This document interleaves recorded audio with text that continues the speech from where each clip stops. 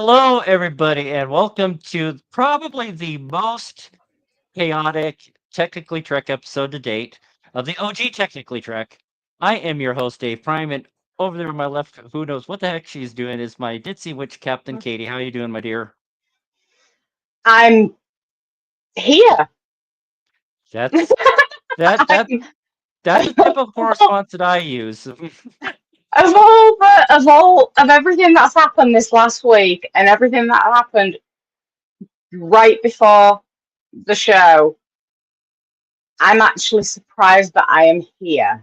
Um, it's been a complete shit show this last week, especially over the weekend, but I'm here, I'm alive, and I adore you guys. Well, we adore you too, Katie, but I think I have had a pretty chaotic week myself. Like on back on Friday, I was absolutely useless because had six tooth extractions, and I've gotten clearance from the people that are higher up than me that it does not go against my sobriety since they medically prescribed some Valium for me to help relax me because I absolutely hate going to the dentist. But these guys at Oh, Comfort Dental, I will not hesitate to give them a shout out. They were great. They were fantastic. They were awesome. I get to go in again tomorrow morning, yay, for a deep cleaning for the upper right quadrant of my mouth because there was a lot of bad stuff going on, possible gingivitis going along there. So oh.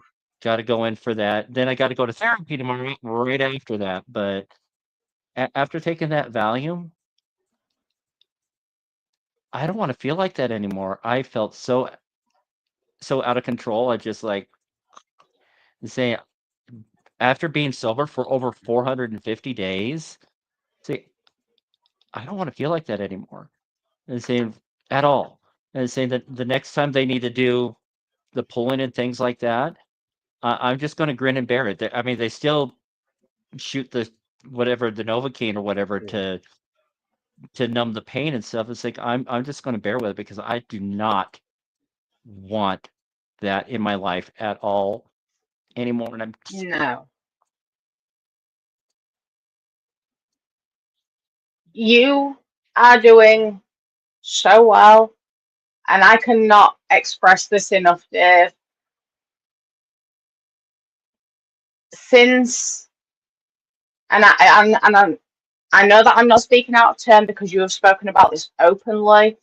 Since the day you tipped the remainder of your booze down the drain, you have not touched a single drop, regardless of the difficulties, the low points, the high points, the celebrations, the grieving, all through that, regardless of how tempted you may have been, you have resisted and you have persevered, and that shows a true strength that is very rare.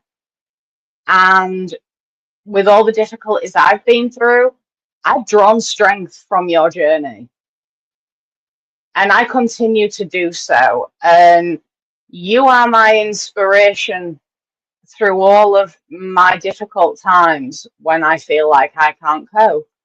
And you are just such a beautiful soul with such hidden strength, and that is very admirable. thank you.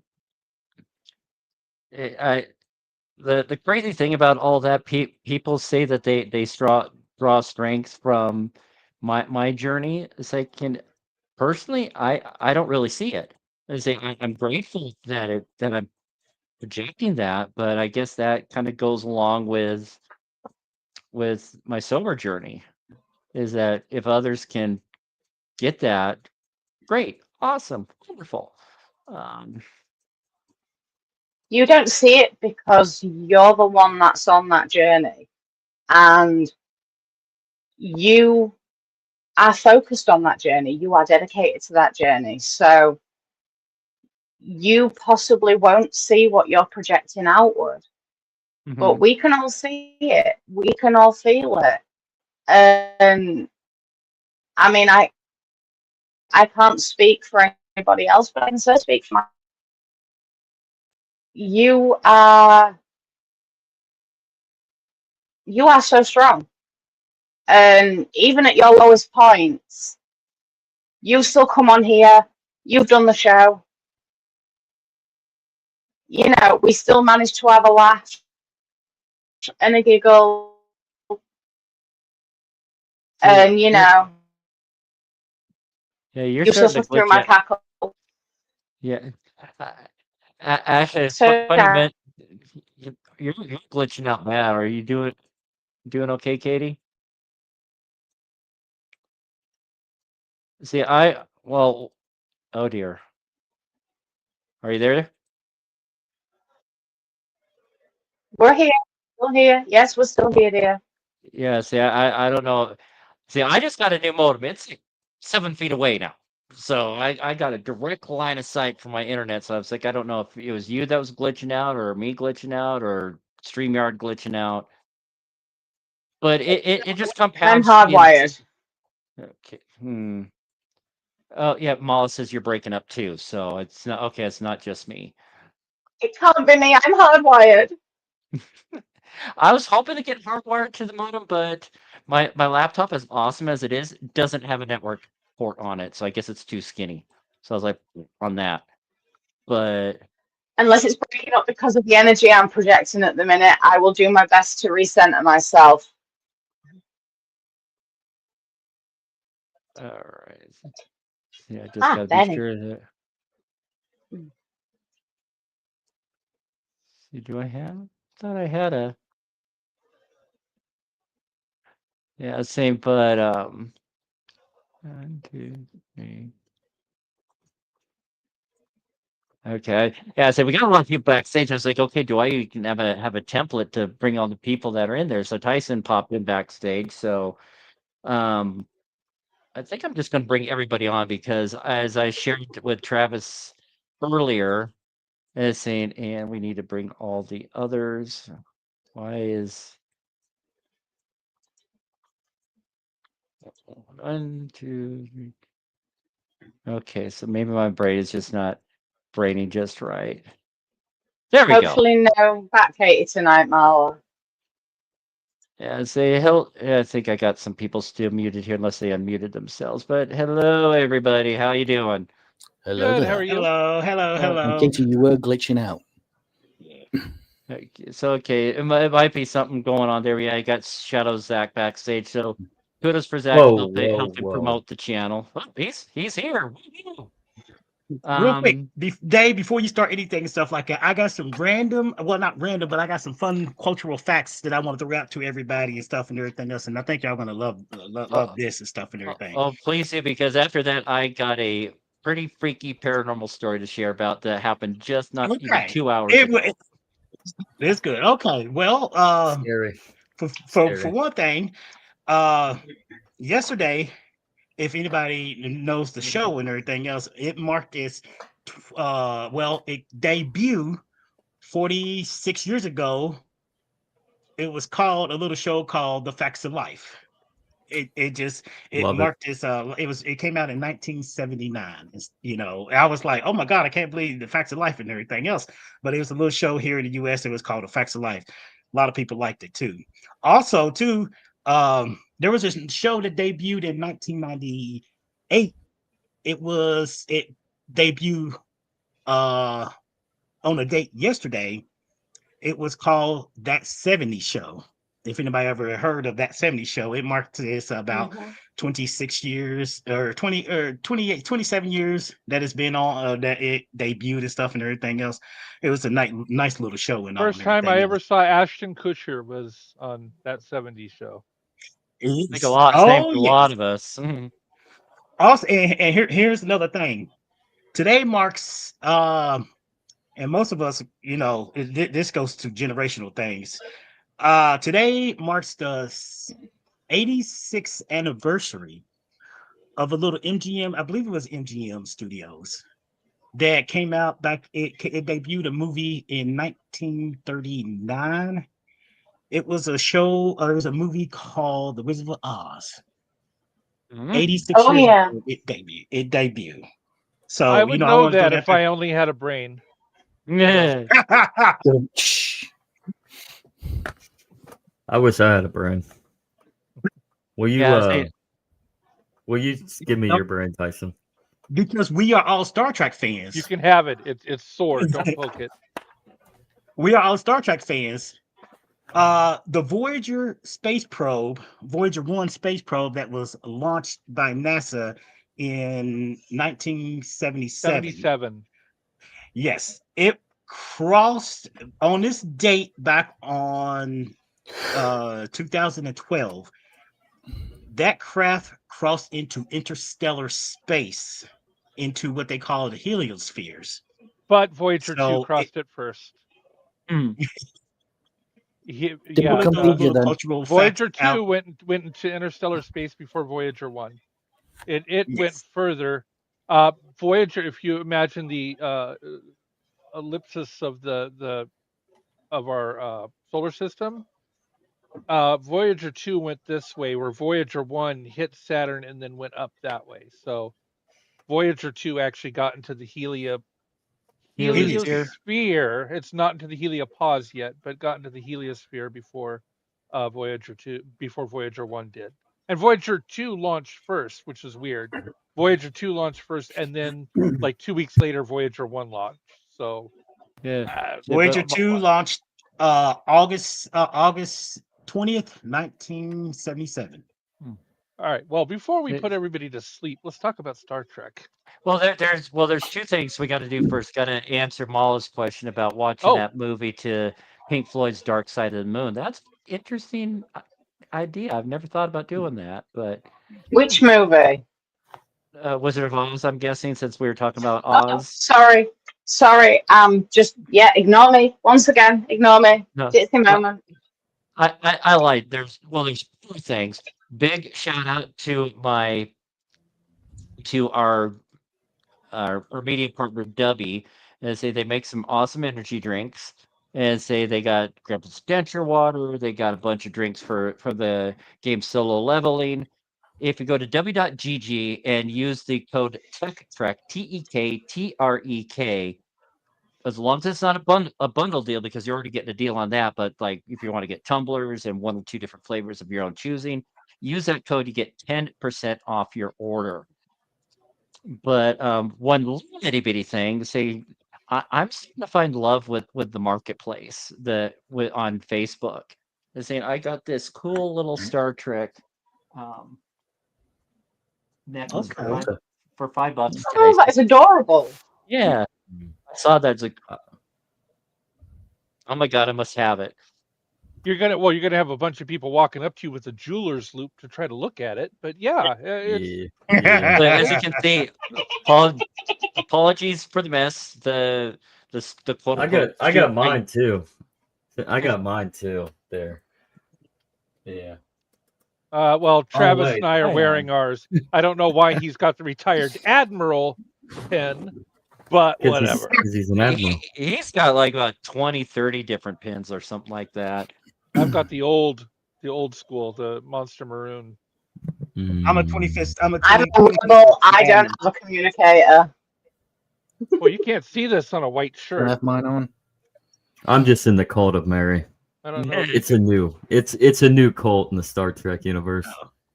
Yeah, Delta Quadrant. before we Yes, dive, that's the Picard. but before we dive into the episode, I have a witness to this. If I have to bring him on, I'll bring him on. But I my don't believe roommate you. and I, we have a storage, one of those big ass storage container things that they use for shipping and whatnot. With we got extra beds in there, we got other furniture and things like that. And say there, of course, there's a lock. I unlock it. I put it next to the door, and then when I'm done, shut it, lock it. That lock disappeared. I'm starting to freak out. Say my anxiety levels are going through the roof. Say, where the frick is it? I need to lock this down before I got a show to put on. I still have I have to get the links out there to do the show. which I've been really bad about. I'm going to do my best to get better on that myself and get it a couple of days early. But and even one of the guys that live here, he's like, where is it? Where is it? Where is it? We found it about 10, 15 feet away on another shelf. We've walked by that spot 4 or 5 times, not there. And then all of a sudden, it's there. And I'm like, what the fuck? Pardon my Sounds like language. you got a Charlie. Exactly. We've had experiences on this property before. Up in my bedroom, I had something called my name early in the morning one day, and saying one of the guys downstairs, he's had experiences. I'm just like, You got yeah, but you got a friendly. Yeah, you got a yeah, friendly, he's mischievous ghost. a little bit of a trickster, yeah, but I Yeah. had the same experience. I heard it whisper, Tyson. And I'm like, oh, what? Go back to sleep. Thank you, Ghost. Mine are usually in my head. yeah, but I'd say, but when I found it, I said, whoever you are, fuck you, but thank you. So Or Actually, I'm with Katie. I think you might have some borrowers. They may not even Yeah. be a ghost. like I said, I don't know where my inhaler is. Good book. I don't know where other Well- things are. Things disappearing and I reappearing all stole over it. the place. I stole it. It's here. It's here. I have it. Sorry. Yeah, I borrowed it. Yeah, mine's blue. I mean, I'm a Oh, Star guys. Trek fan. Of course, Well, I this- have an inhaler, this is and I great. also have taped up glasses. But And Oh, that's the story. other thing. My I break that stereotype then. I don't have an inhaler and I don't have tape on my glasses. There you go.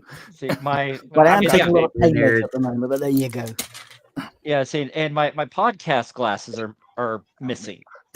So if you see me doing this a lot, it's because I have to read through my bifocals so I can see what the hell's going on with some of the chats. Because this is for long distance and this is for short distance. So my previous glasses worked for both. And Does that mean we're all getting old, Yeah. or are we just nerds, or both? Well, depends. see, well, No, I am ancient, just for the record. I'm not someone's at my door. old. I'll be right back. Yeah, just for the record, I am not old. I am ancient. You know, Oh, there's no my hope me for is me like then. an old tomb. You know, crumbling and probably haunted. So you're ancient and there's no hope for me then, because I bet I'm older than you. How old are you? 55. Oh, that's not. No, you're not. We'll be 55 this November. Chaos, but yay, my Amazon Well, delivery just I'm showed the up. youngest on the podcast. That title is taken up by Zach. The Forgotten Generation. But Maybe. yeah, on with the episode. What is Starfleet? Am I the baby? Yeah, well, I'll be. Oh, I'm the Yeah, baby. I'm Tyson. I'm like just a little more than a year behind him. A year and a couple of days. So yeah, well, Zach, it's okay when Zach says he's the baby, but when I call Zach baby, he gets all offended. No. What's up, baby? No, you are the youngest, Zach. The episode. yeah. Let's talk about. Welcome to this Technically today. Correct. Like and subscribe. Yes, Please please do. like and subscribe. I mean, we do talk Trek, Yeah, but I we am also even talk like about other shit too because Welcome to the shit show. that's what makes them show great. They say Yeah. and we're like one of the probably like the only Star Trek podcasts that lets you actually pop in live and have a live conversation with us, whether it be on video camera or just on microphone. I have 5 slots available, so if you want to hop in, just click on the link below. And then that'll get you to the StreamYard. Then you just log in, and then bam, you're talking with us. Or watch Star Trek Defiant. What's that? Which, by the way, I watched Defiant and I loved it. I watched episode 1.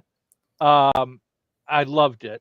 I now have to set time on my calendar to go back and watch the rest. To watch the Yes, other 7. it was. I could not believe the animation that was involved, and I'm telling you, if you guys haven't watched it, Sixer here produces Star Trek Defiant. It's gorgeous, and the animation. The animation was done by my partner. He's from Canada. He does the animation. He uses 3ds Max for it, and he's does some great jobs. Oh The my only- god! I designed my part on that, as well as doing the writing the storyboard and everything else. Go that. I also designed some of the ships that are in there because I use Blender, and so I do a lot of the design of the sets as well. Beautiful. And you've watched chapter 8, haven't you? You said you watched chapter 8. The opening title sequence I put on that one I did on Blender. So it's not just him in there. So we both try to do as much as we can. I cheated. I jumped right into episode 8, and that Yeah, I don't know why wants me you to did go that. back to episode 1. That's like reading the last page of a novel. To oh, he did it, did he? See, I'm a blonde with ADHD, so sue me. I feel Okay, left out of I'll the. I feel left out of the accent arena. I think I should be Australian today. I think that's what. Good eye, mate. What are we talking about down here now? well, Since Tyson's time is limited, No. let's see let's if we can get to the episode, because my initial response to what is Starfleet, I was saying this is not the first TV show that I've watched that's done a documentary style episode, and say quite honestly, it was a bit of a yawn for me. I Yeah, mean, there were a lot of good parts on it, but I mean, it really didn't grab me like other episodes have in the past. and I just watched before I watched the fight. I watched another fan film, which was also a documentary style. Mm-hmm. And so I just watched that. And then when I saw this, I'm like, oh my God, it's just a documentary style. So I kind of sat through it while I was getting my tires changed. I do owe excellent. Cassie a huge apology if you see him before I do or talk to him before I do. I was supposed to get back to him last week to do some promo stuff for Dangerous Thoughts.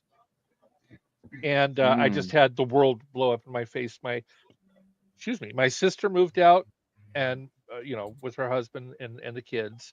That was huge. um I had the brakes go out in my car, so I had to go get those done. And now this week I've got a radiator to do on Wednesday. Oh no. I've got my net tonight, and then Tuesday I've got to do some lighting. So it's like, and Thursday, of course, is Coast Guard, because why the fuck not? It's always the last Thursday of the month. So, or the fourth, not the last. It's always the fourth Thursday of the month. So I've got Coast Guard duty, which is why I had to get my hair. Yeah, Had to be back in standard. yeah, I'm way overdue to get my hair trimmed myself, so I feel you there, man. No, we had the flotilla commander doing up and down on me, and he's like, your hair. I'm like, yes, I'm getting a haircut. Don't even rip. Yeah, but enough about the technically stuff. Like I said, I mean, it really didn't grab me all that well. I can't explain it. I don't know if it's because of all the chaos trying to move into the new apartment down here, which I still got a ton of shit upstairs. Which is I see why when they say when you move into a sober home, don't bring a lot of stuff. But I actually talked to one of the owners today. I told him I am here for the long term. I'm not going to run out. And he No told me that. keggers. I get it. But he told me it's like I'm one of the better managers. So yay on that. Well, So, no, you're doing a fantastic job. And I think about where you were a year ago and where you are today, a little over a year ago, and it's just the how you got your act together and how everything kind of just fell into place. I am so proud of you. I'm like, wow. I need to get a little better in a lot of my drinking is fine. Hold on a second. Yeah, that's fine. But I got to get everything else under control. I got a lot of stuff. Like yeah, the you're smoking, I'm downsizing. trying to quit, and Yeah, and you're downsizing to a freaking motorhome. yeah, I'm So going to be in a motorhome in a couple of months. So I'm going to have a completely different background. It's probably going to be a lot more shallow. Um, I don't know. I don't know. I ended with shallow. I feel like I set everybody up for a zinger. Let's think about this episode real quick, Tyson. I want to ask this question, and this question goes out to the entire panel and people in chat too. Dave said basically what is Starfleet, and I like to extend that is what does Starfleet mean to everybody here? Hmm. Have anybody Well, thought of what Starfleet mean to you in a sense for the show? But think about this: if Starfleet was real in the real world application stuff, how would you see yourself as part of Starfleet if we so had that kind of potential thing and stuff let, like let I'd me what let burn me it. happened in the show? further let me further I'd burn it define all that to the though. ground. Let me further define that. Think of your country as the United Federation of Planets and your Gross. country's military as Starfleet. So Starfleet is their spaceship fleet, but the United Federation of Planets is their organization. So do you mean what would it be like under the United Federation or specifically in the service of Starfleet? Because That that's is a two very different good question. questions. Two different That questions. is a very good question. You know what? Let's go with both. Okay. Let's see if we can go with both the stuff. Let's start with the most obvious thing because of this particular episode because they asked that question. You know, well, the interviewer was, or I should say, the reporter and stuff like that was Yeah. asking the question to each and Beto everybody in there. Ortegas. Yes, he was asking. Basically, why do they do what they do in Starfleet? What does Starfleet mean to them? And he asked literally the question to the security officer. I don't think it was security officer, but it was Hold on. about killing. About like the thing about like watching somebody die in front of you or killing another. Yeah, I didn't like the documentary either, Mala. I agree, and I don't like found footage style or any of those. They're not my favorite. You know what? A lot of people think of starships. They compare them today to the modern day surface ships like Navy, Coast Guard. But let me tell you, that's not the right analogy. Think about it. A starship is more like a submarine, Mhm. That's true. not a Yeah. surface ship. It's more like a submarine. Hmm.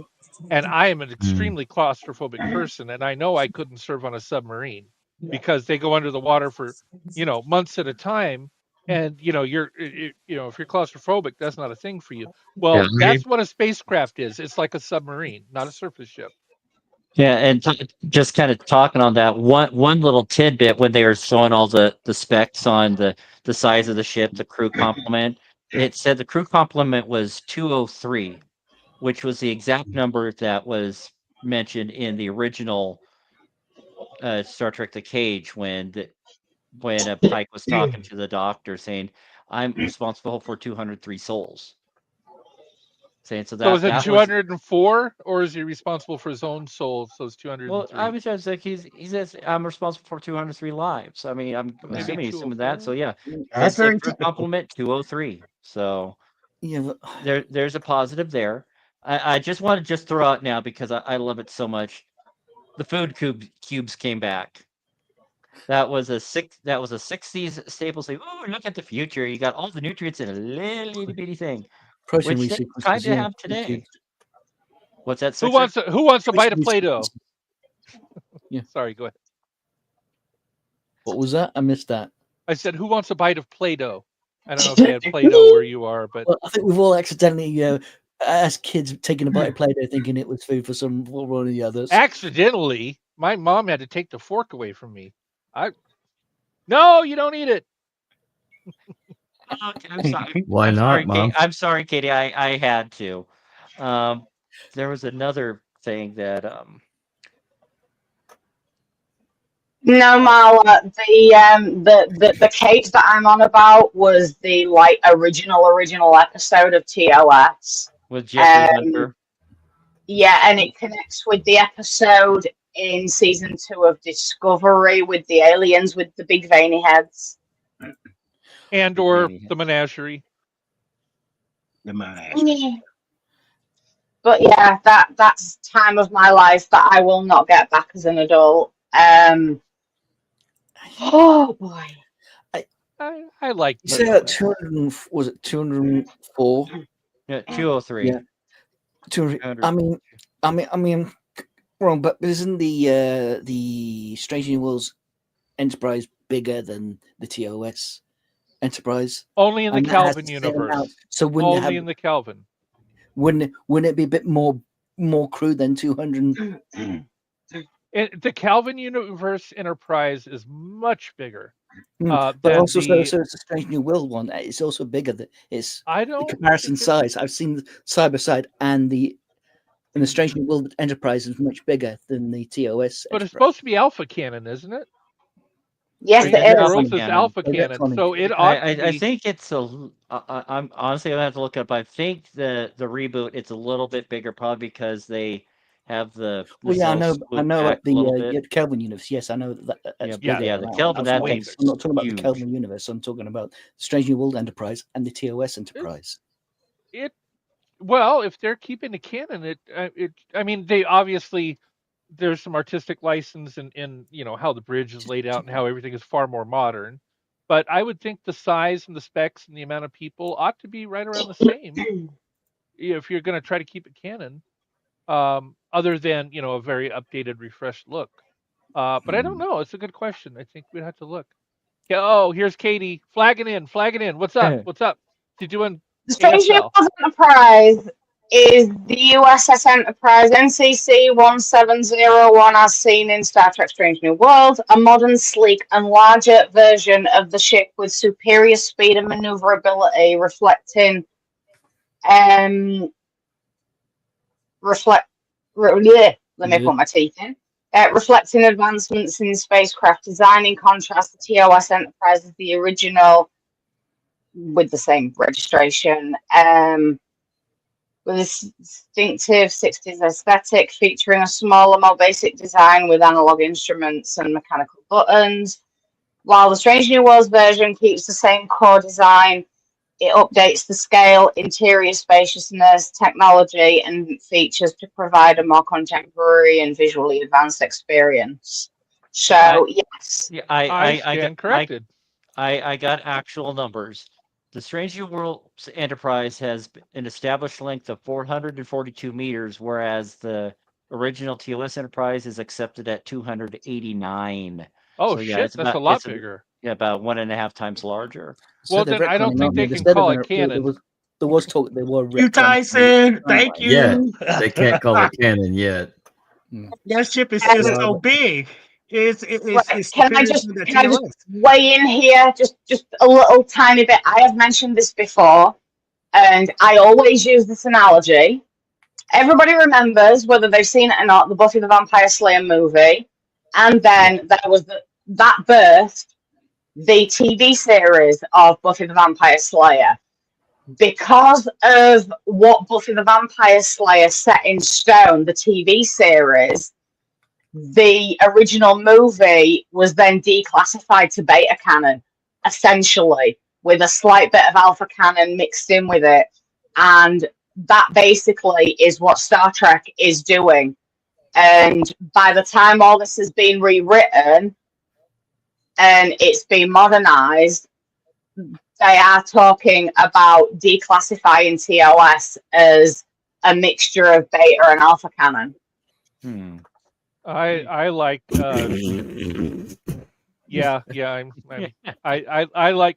I grew up on TOS. So for me everything and it made me hate Trek. Hey. So you didn't grow It was on reruns when you were growing up, Tyson, as it was what for me. What to say to that is read between the lines.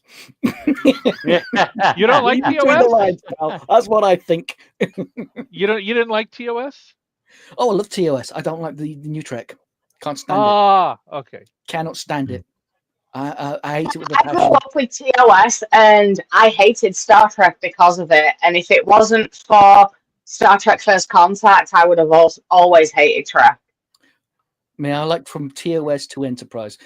Enterprise had its issues, but at the end of the day, it was Star Trek. I'm currently watching Enterprise. I'm rewatching Enterprise, and I love it. I I like Enterprise. Yeah, it has its issues. Oh yeah. This is what I say. But it's Star Trek.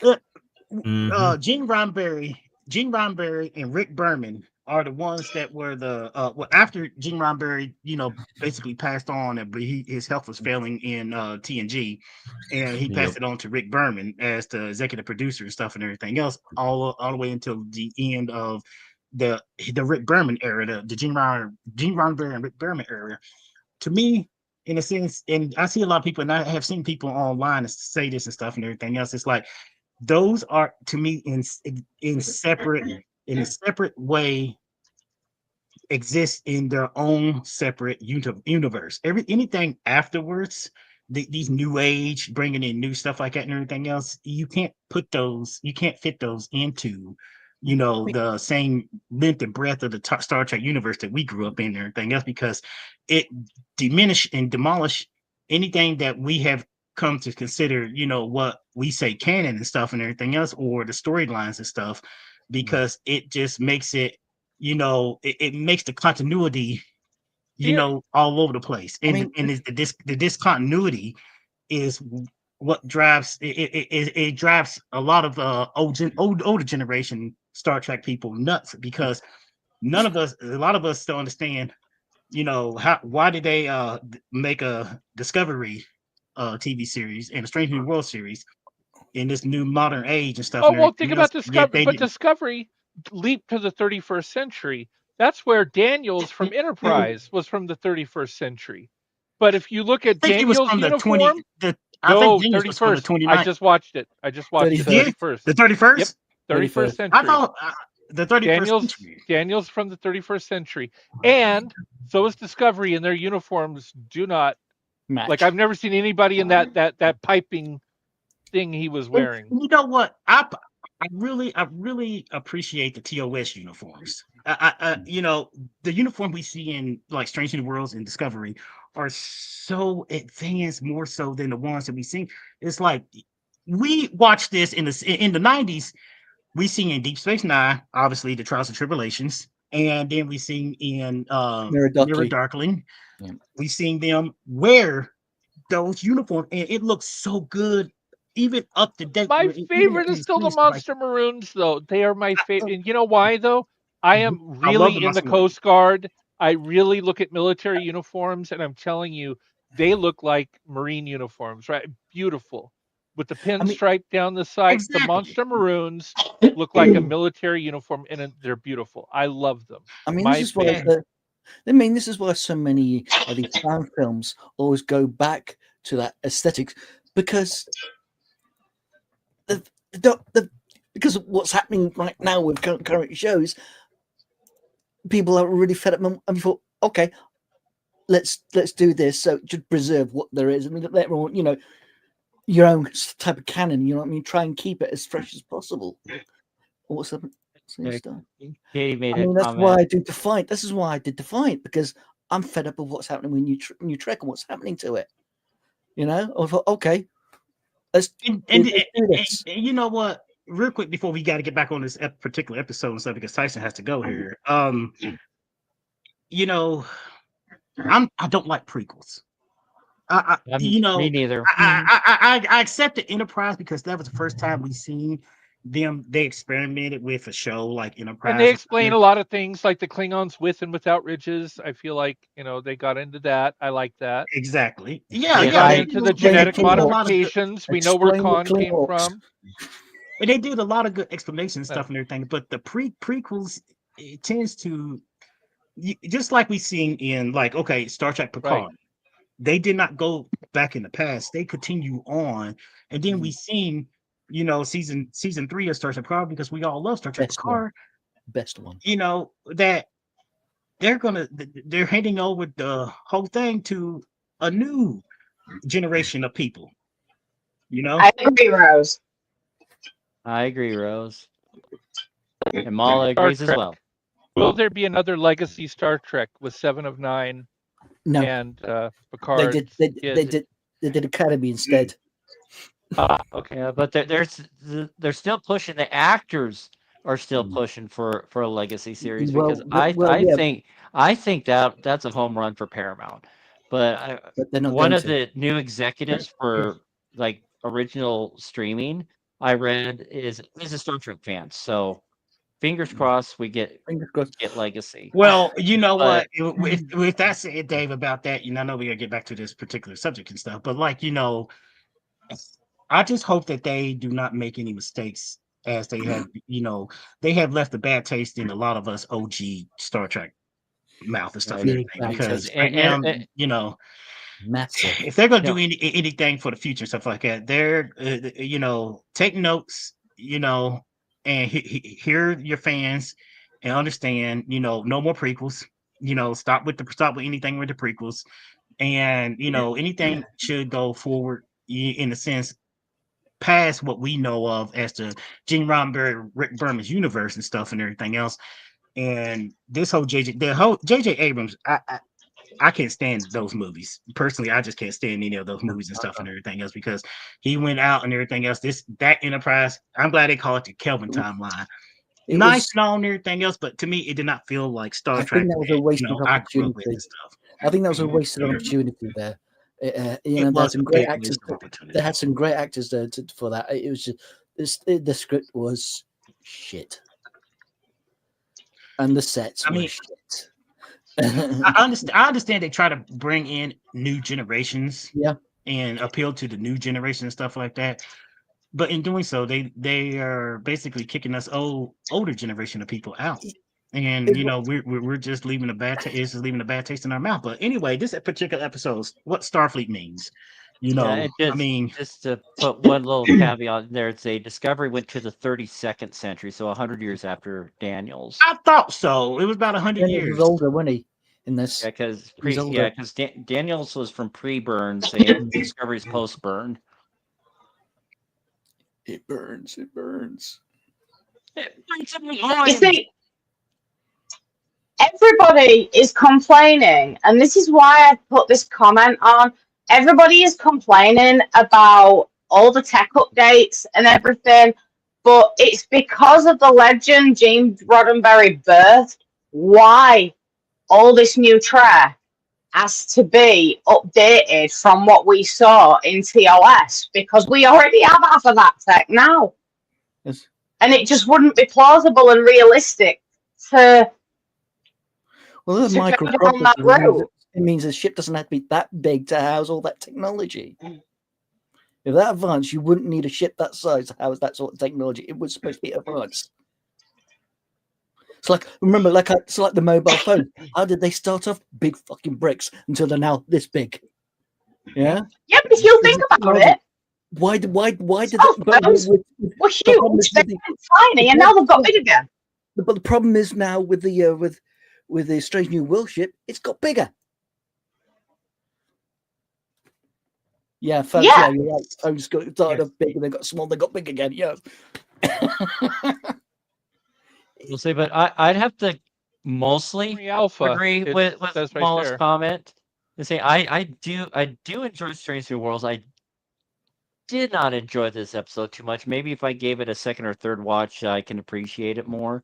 It reminded me a lot of the I can't remember the name of the Stargate episode because I didn't look it up, but they had a 2-part episode where they had a film crew following around the I remember SU-1 that. for a documentary. Where one that's of the the episode I where quite that as well.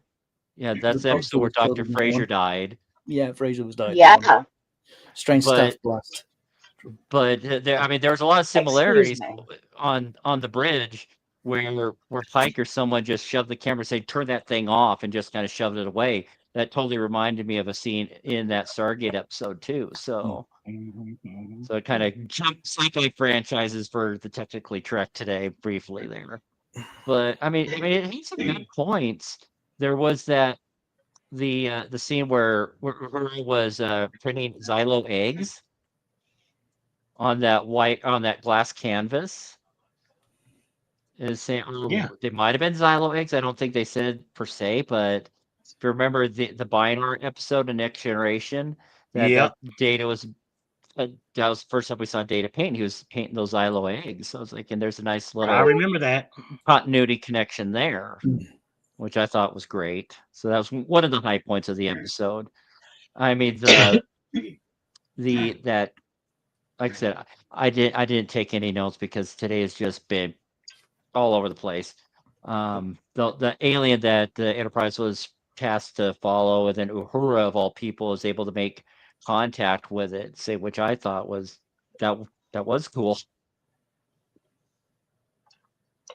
Oh, so here's an AI overview. I'm just going to read this.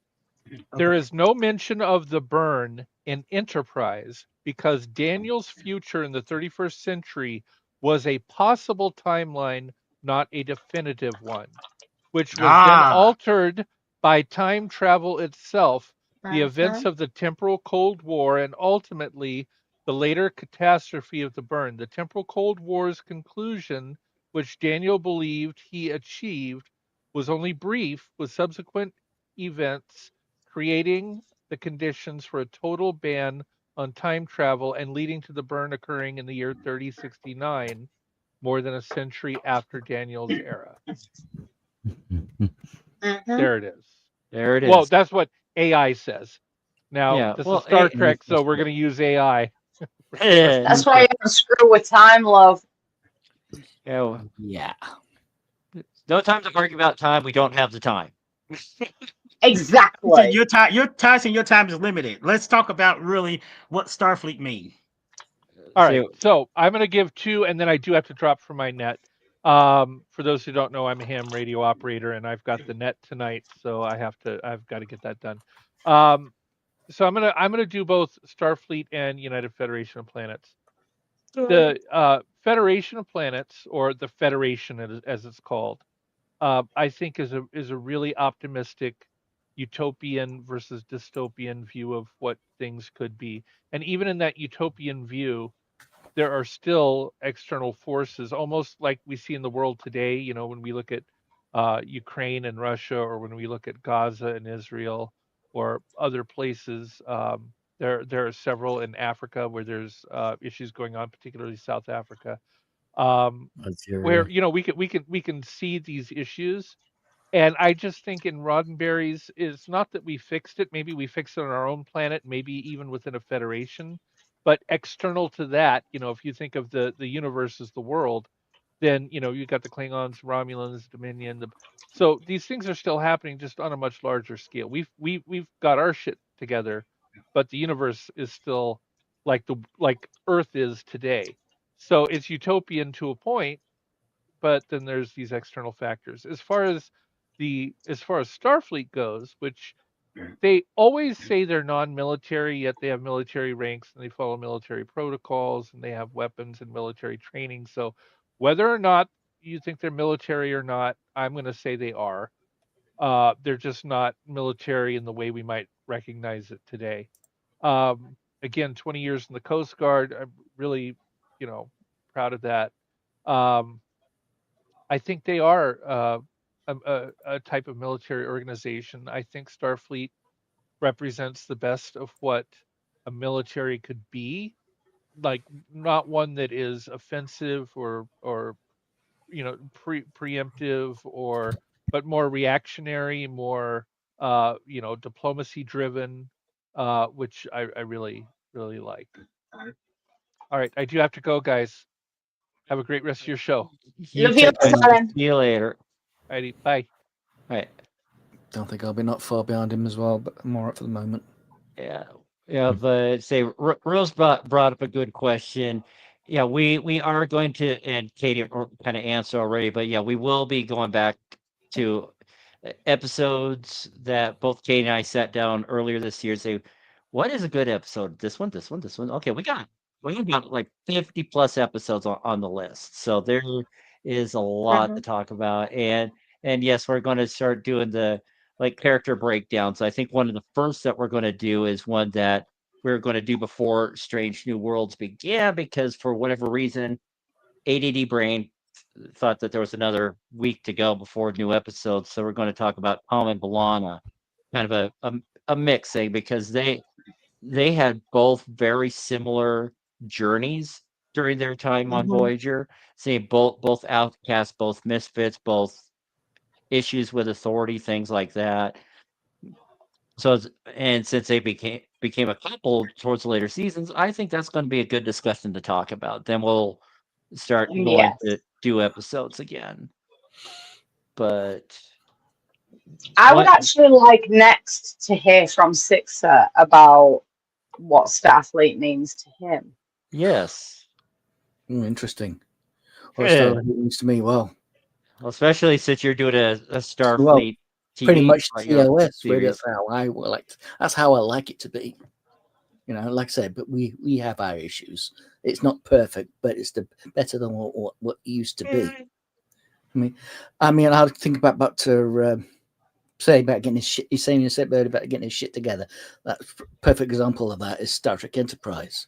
Earth got its shit together before exploring out when they knew that they were not alone. It sort of brought that together, even though Vulcan kept them back. But there you go. There was still prejudice there, but all in all, they came together. So stop war, they stopped hunger and everything else. So diseases. Yeah. That something. It's only when they left their planet that things really start hitting the fan. But on the Earth, everything was together. That is something. That sort of thing where there's no famine, no war, no diseases. I kind of think that is kind of like a utopia fantasy because there's always going to be something there, especially when it comes to diseases. There's always something new that'll be cropping up. So you never, in reality, that really is never going to go away. There's always going to be something. You know what I mean? But as for Starfleet, yes, it's kind of like its military section, kind of like its planet protector, if you like. You know what I mean? As well as an Yeah. explorer, but also it's protector. So it's its own. It's really hard to explain. You understand what I'm trying to say there? No? It, it's an extension of Earth. It's hard to explain, but pretty much to what Gene Roddenberry is. But like I said, there's always going to be something. You can never, in the real world, right here, you can never really truly eradicate everything, especially when it comes to, say, food, war, diseases. There's always going to be something there, and that's this utopia thing. You're never really going to reach it, and let's be realistic. You're never going to reach it. There's always going to be something.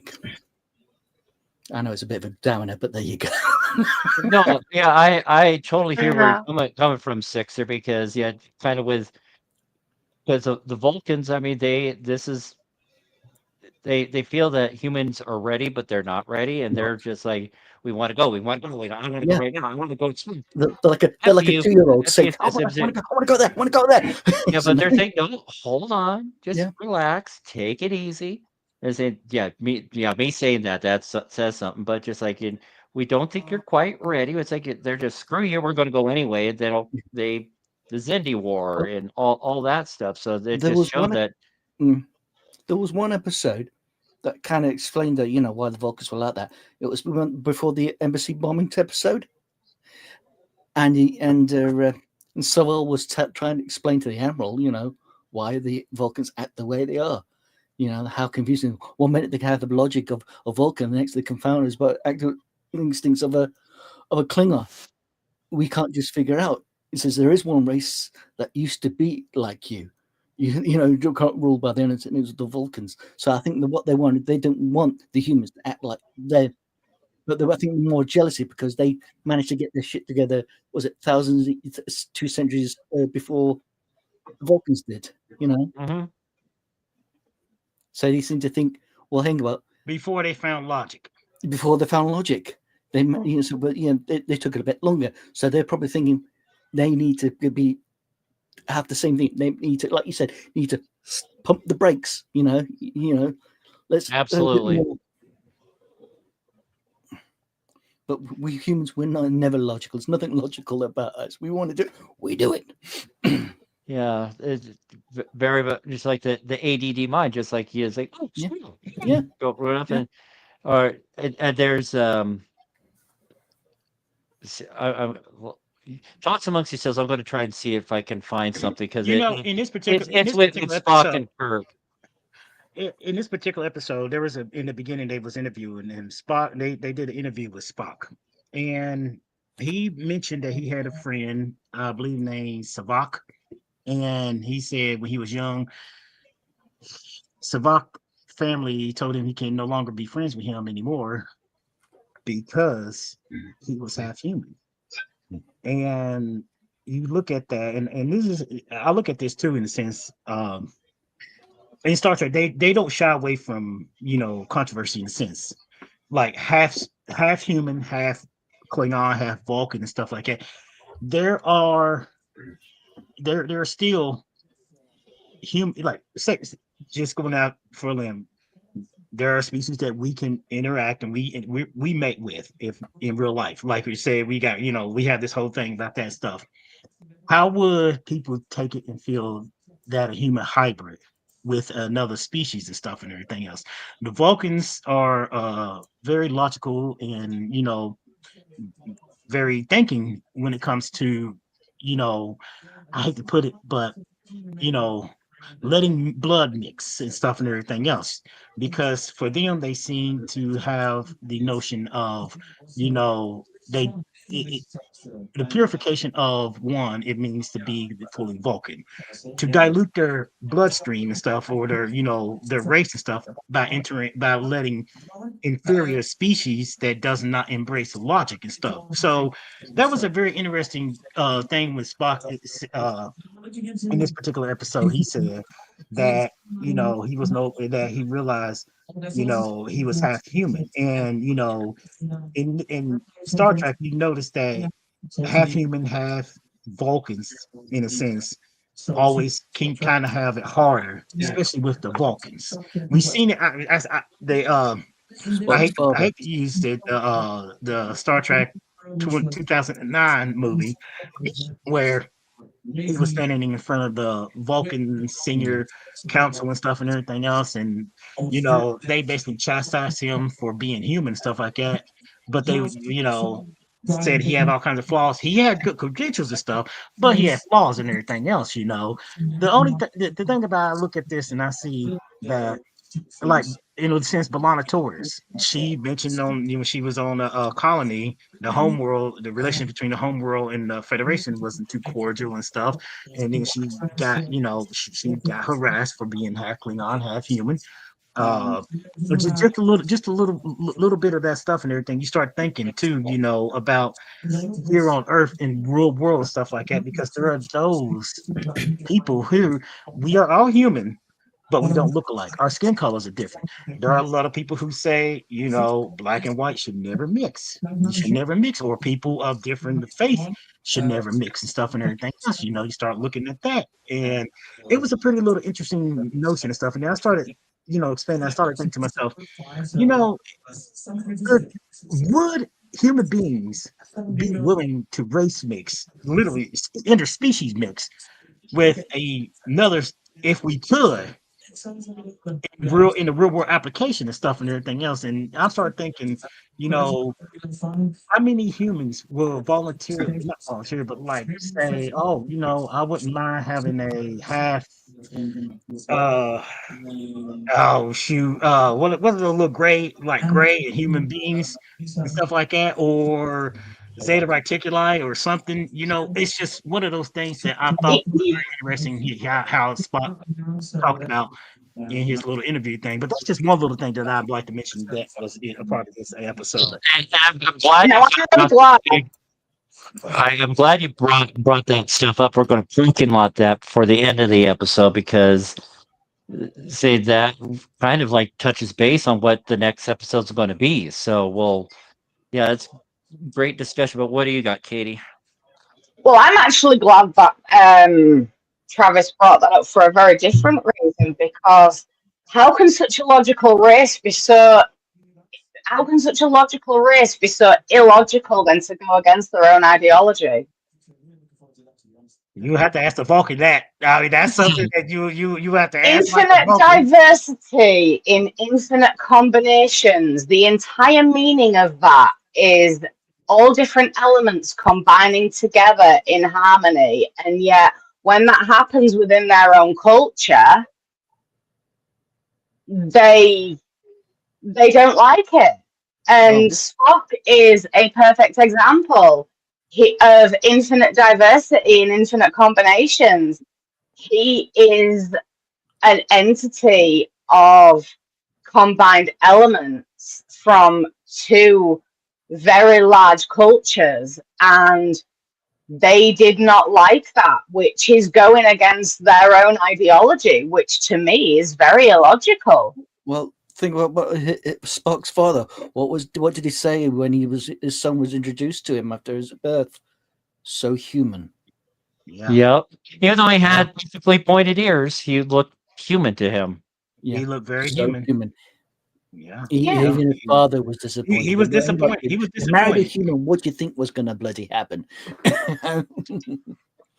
Absolutely. And you know So what? you He bunch did a say this human, what do you expect? in this particular episode, this particular Spock, he said that, Starfleet did allow him to explore his humanity, more so than his, Vulcan side, stuff like that. Even though he embraced his Vulcan side, but he still, he said that's what, in a sense, this is what Starfleet means. It's like it allowed him to explore his humanity and stuff and everything else, which I thought that was a very interesting take of stuff that he said that. And I was like, you know what? If this is what this particular episode is going to be like, about each single one of these individuals that we see in this particular on this particular show. Starfleet means something different to each and single one of them, and it really got in. It really started delving into the very ethical and moral of what Tyson talked about. Starfleet being a military organization, in a sense, how can you say that you know your organization and stuff, you're a ship of peace and exploration and stuff like that, but you outfit your ships with superior with it's supposed to be defensive weapons, but they can be offensive weapons as well, and hand phasers as well, which away teams do not beam down to a planet or beam over to something else without like some sort of protection. It reminded me of a Star Trek episode, a Star Trek Enterprise episode. Actually, it was from uh when they got back from the Expanse, and Archer was touring the shoot, he was touring the Columbia. When he touring Columbia, it was home. It was the episode Home, and he was looking over, and he just glanced over and saw their upgraded weaponry that he recommended. Post phaser torpedo, post phaser phaser, phasers or something, or These cannons. it was very interesting because he said he made these recommendations. He recommended these to Starfleet, and they implemented them on the newer ship, the NX-02, which was the Columbia. And he said, I remember he was having with Captain Hernandez. He said, I had an argument with Captain Jeffers, one of the early designers of the NX-5 projects, and he said he didn't want to take a ship into deep space that appears to be like a warship, you know. And he said he realized that the weapons that Jeffries would propose, he said that they could actually use them during the Zindi conflict and stuff and everything. He basically was saying he regretted outfitting the Enterprise with with the kind of weapons that they was talking about and stuff and everything. And you start looking at that, and then you're thinking, they say, and the narration that Beto asked, in a question, is Starfleet is starships actually for exploration, or are they for a military purpose? And he delved into a lot of, like, direct question that a reporter would ask and stuff and everything else. It's like, you call yourself, you call yourselves explorers and stuff and everything else, but yet you guys are quick to take life than actually to preserve life, when your mission is to seek out life, of all forms and stuff and everything else. And it was very interesting to see the narration about how it went back in the beginning, on his, not his take, but he just, you know, out and they're proposing these questions on, you know, what is Starfleet actually? I mean, what does Starfleet mean to people, each and single individual and stuff and everything else. And Tyson made some good points earlier, that he made good points about, like, how we think Starfleet in the sense of our planet, you could place our planet and stuff like that, but in the grand scheme of things, in the world of Star Trek, there are interstellar conflicts that's going on. Starfleet, can't basically be the police force of the galaxy. And it's one of those things. It's like, they can do what they can and stuff like that, but they're not the judge, jury, and basically executioner of what goes on planets that are not part of the Federation and stuff and everything else. It's very interesting to see how that played out in the sense of each individual who was taking this particular episode too, about like the moral implication of this creature, and about them using it as a weapon. One side using it for a weapon and the other side using it and stuff and everything, and then and it actually became it was a century. It was actually to be a sentient life form. It played out very interesting in a sense, because I looked at that and I was like, you know what, this is not the first time in the sense that they dealt with the whole um, moral and ethical, Dilemma. Yeah. yeah, when it comes to, because we just seen in just this past episode, in the last episode with Kirk and everything else, what he do? He basically killed 7,000 human beings that he did not Hmm. know that they were human beings, but that's one of the burdens of being in command and stuff and everything else. I mean, See, yeah, Rose has got a good question and said, who wants to take a stab at it first? So, what's what that? is Starfleet in the past? Enterprise, TOS, Timeline, or Strange New Worlds and Beyond Timeline? So, don't know if we need to get a little more elaboration on that, but what do you guys think? Well, I just wanted to add on to what Sir Trevor said about stuff, Hmm. what it used to be. I mean, think about exploration or military. I mean, to me, I think Starfleet really started become more militaristic when things like the Borg and the Dominion started appearing. They had to adapt, and they become less explorer and more military than Hmm. anything else. And it was Yep. only when and then and it was a while before they actually decided to realize, okay, we don't need this. We now need to create more explorers and not destroyers. If you know what I mean. And And they what you, and until the Borg arrived, they were still relying on old class ships like the Excelsior class, to be a Yes, perfect example, Miranda and class. Miranda class. They were that those are explorers. And it's only when the Wolf 359 and appeared that that we have to up our game, and they started turning more militaristic than explorer. and The talk 24th to that. century. Yeah, Go ahead. yeah. Talking about that, just during the Dominion War is when Star Trek Insurrection Yeah, was released, and right at the beginning of the movie, Picard said those exact words. Do you remember when we remember used when to we be speak explorers? explorers? Yes, yeah. And And it's you just think like, about that too. The 2 centuries that Starfleet has been around and something. And the Enterprise NX-01. They were so naive. They were Yeah. so they went out to they started exploring unknown space that the Vulcans didn't venture into and stuff and everything else. And that first season, that they managed to survive. They realized, and two, they left early before the phase cannons was put in, and we saw that the repercussions of not having the phase cannons put in, but they did show the phase cannons installed. They installed them and they built one of them themselves and stuff. With that said, you saw an increase of them being explorers, being naivete when it comes to I'm you know curious.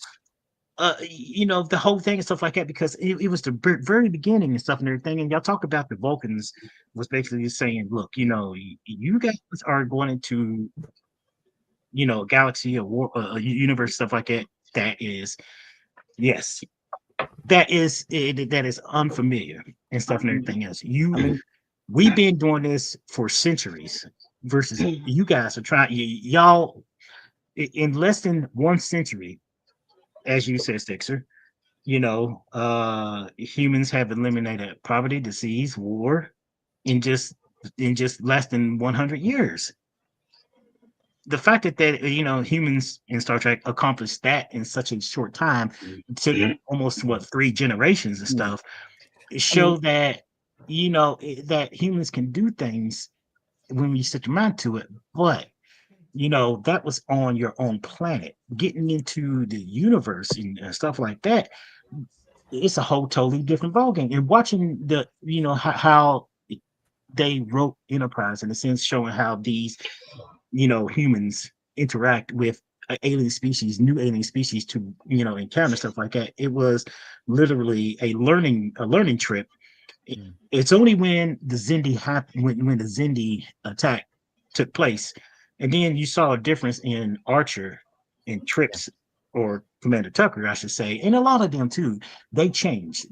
Going into the Expanse changed all of them. And in the 4th season, you saw them. There, some of them, like Hoshi, she was more confident in herself. There was more. There was a lot more. Archer was more cynical.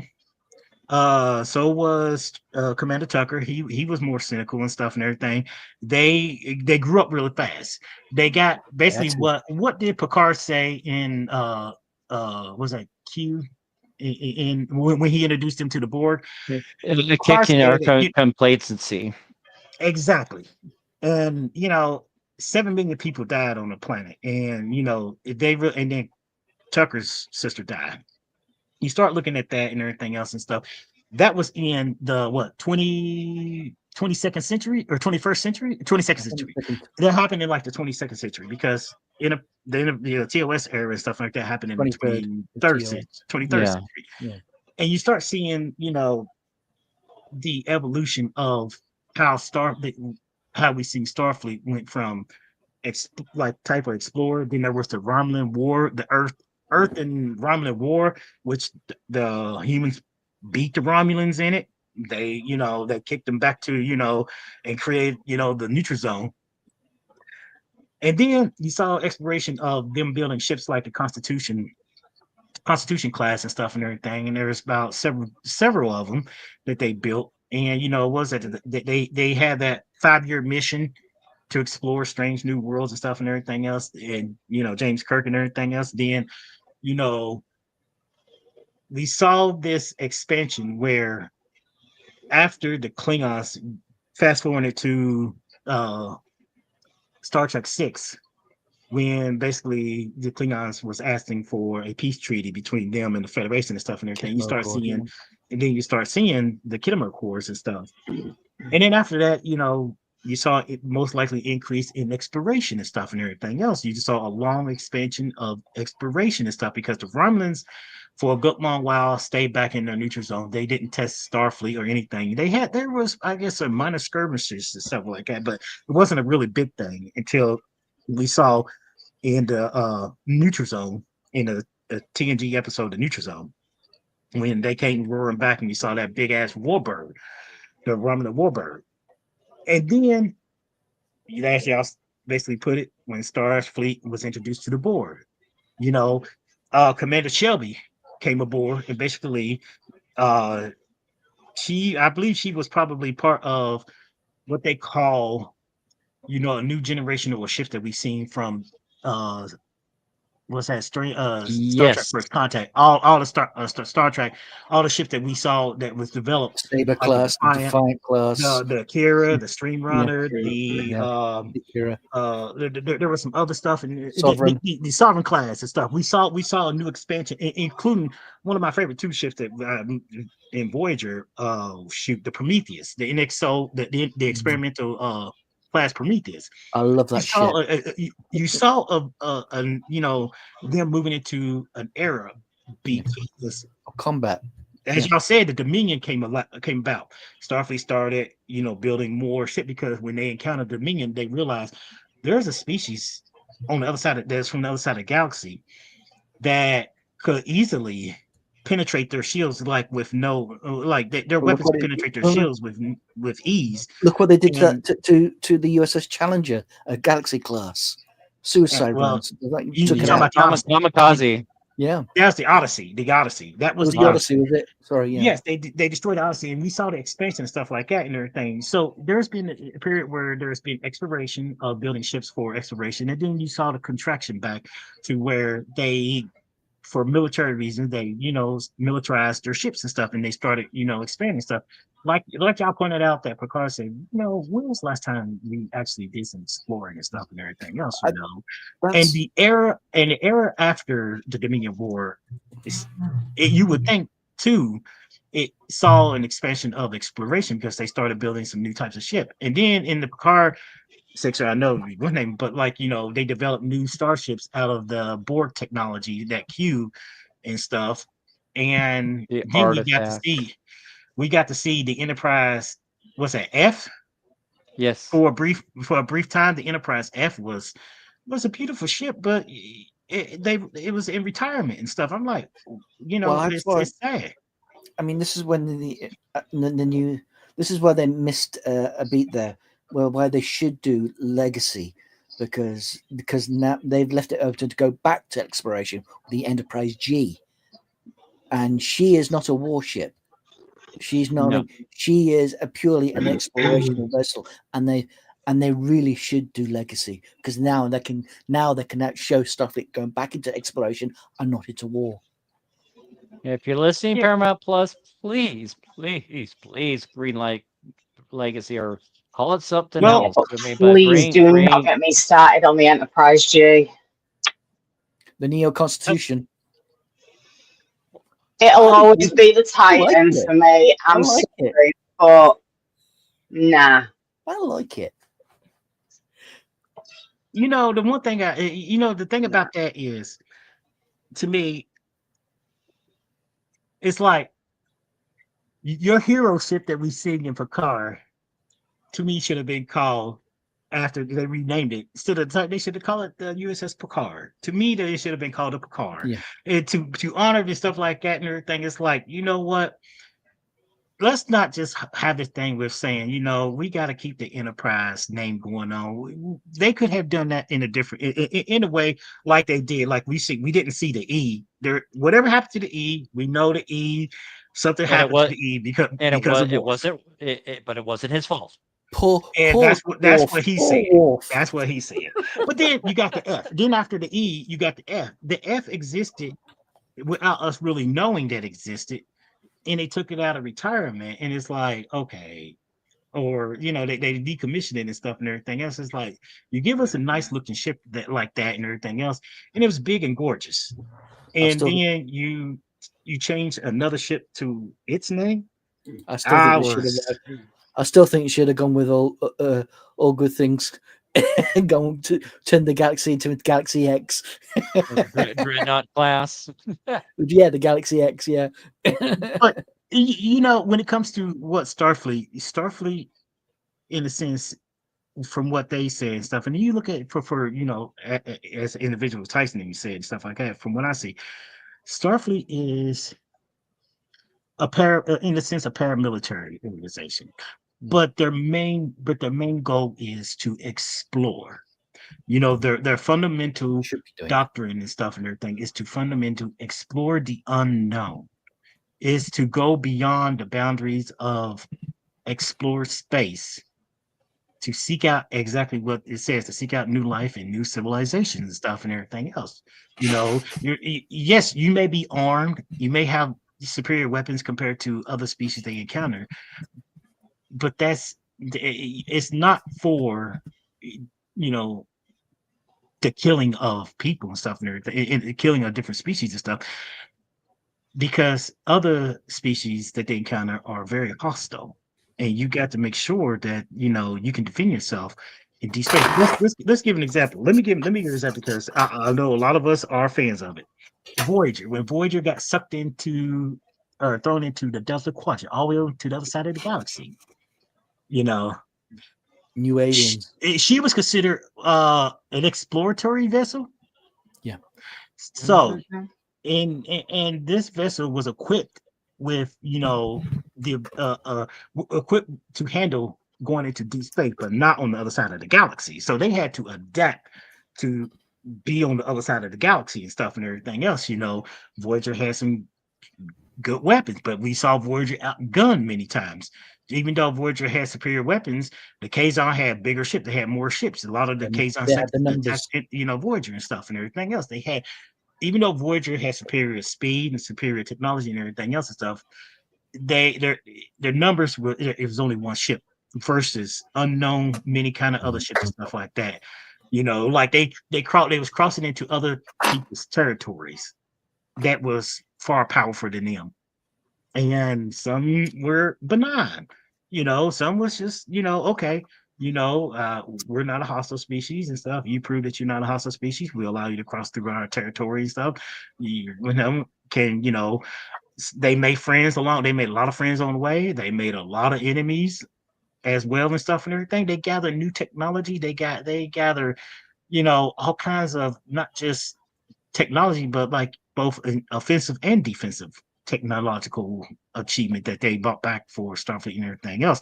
But that right there shows that when the episode Equinox came on, or the episode, episode Equinox came on, Yeah. and I'm talking a whole lot too, that Voyager and Equinox, two Federation starships, but one is capable of long-term deep space The mission. Equinox is a short The range. other one flight was a version, short-range exploratory, planetary ship and stuff. But anyway, I'm sorry, I'm going on everything. Other people talk. But the more we talk, the more I come to the realization. I cannot talk today. The documentary, Beto had ulterior motives. Yes, he was trying to say this is a Yes. day in the life of a starship, but he's also there on the Enterprise specifically because he's saying, what is my sister doing? What is Eric Ortega's doing? Because the Yeah, Starfleet has taken my sister away from me, and I have to find out why. yeah. Mm-hmm. Mm-hmm. That is a question that a lot of family have for military personnel. And that goes back to, why do people want to serve in Starfleet? Like each one of them had their own input for themselves at why they voluntarily serve in Starfleet. Why they chose to put their lives on the line when they know that there's hostile, adversaries right around every, star system they go to, possibly, and stuff and everything. So it's one of those things where only the individual can answer that question. Like I said, Spock answered the question basically. One of the things he said was to explore his side of his humanity, and stuff, just and to, to get an experience on, others that are not Vulcan and humans and stuff and everything. To basically do what their mission statement is, to seek out new life and new civilizations. But not be too naive when it comes to, you don't go into looking at every species as, being friendly and stuff and everything else. You got to reserve some kind of like, okay, wait and see. Let's see how this goes and stuff and everything else. I mean, you don't want to come off too friendly, or you don't want to come off as too hostile. You try to find a diplomatic balance, in a sense of encountering new species and stuff and everything else.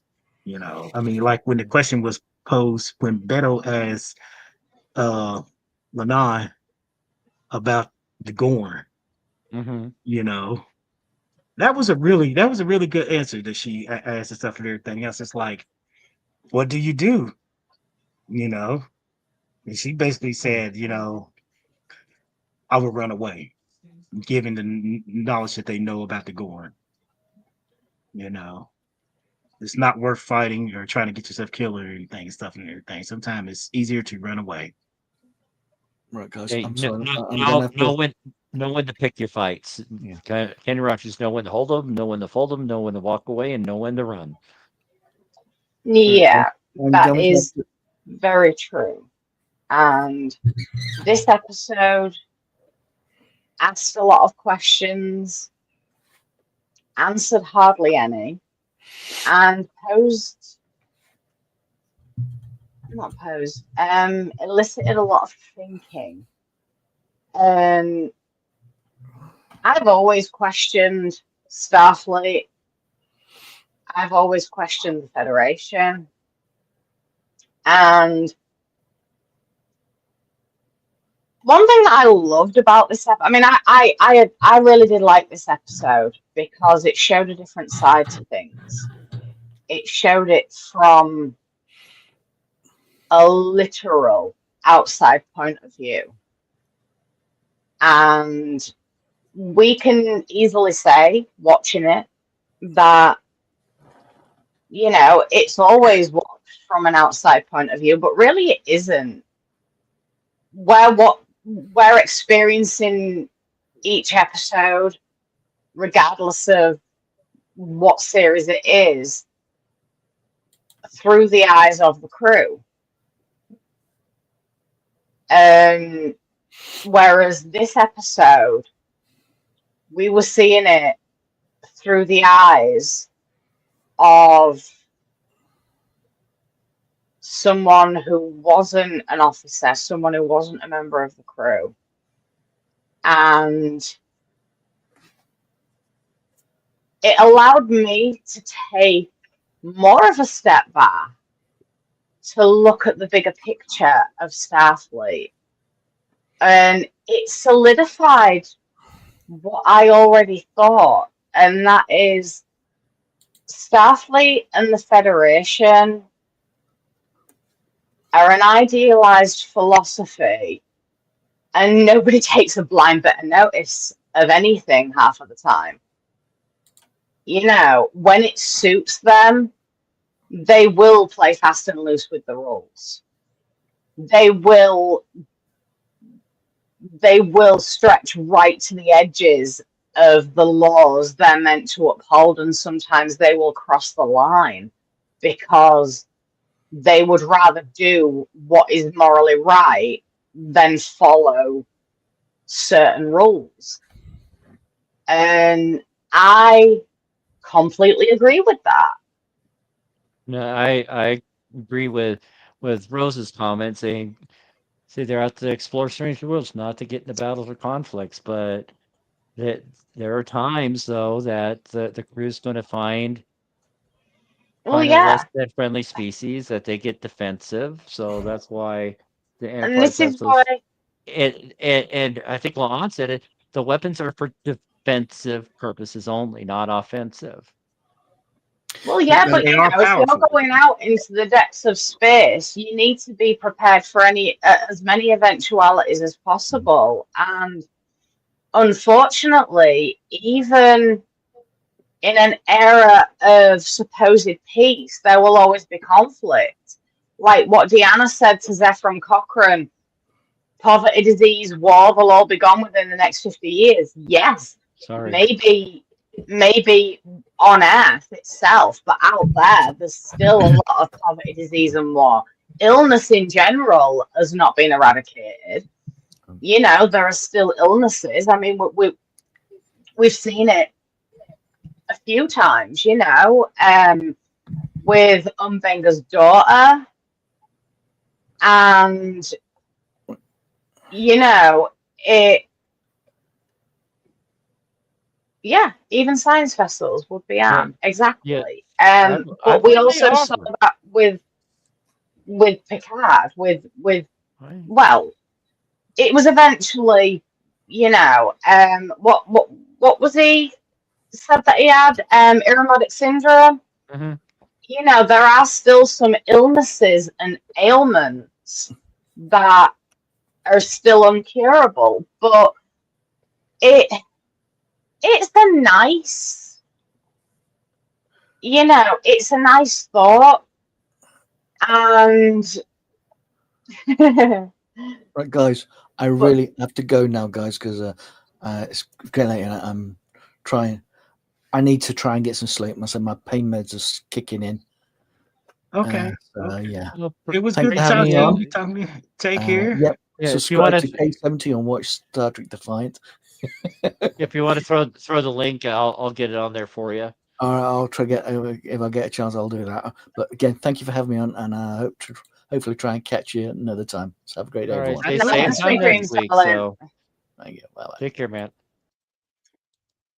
And But just no, for No, there's just 4 of us, but yeah, that leaves and 6 just for reference, available. everybody, you can come and talk to us if you want to join us in live Yeah. chat, or you can join us, uh, like we are right now, or if you're camera shy, you can Like do what Katie Katie right is now. doing.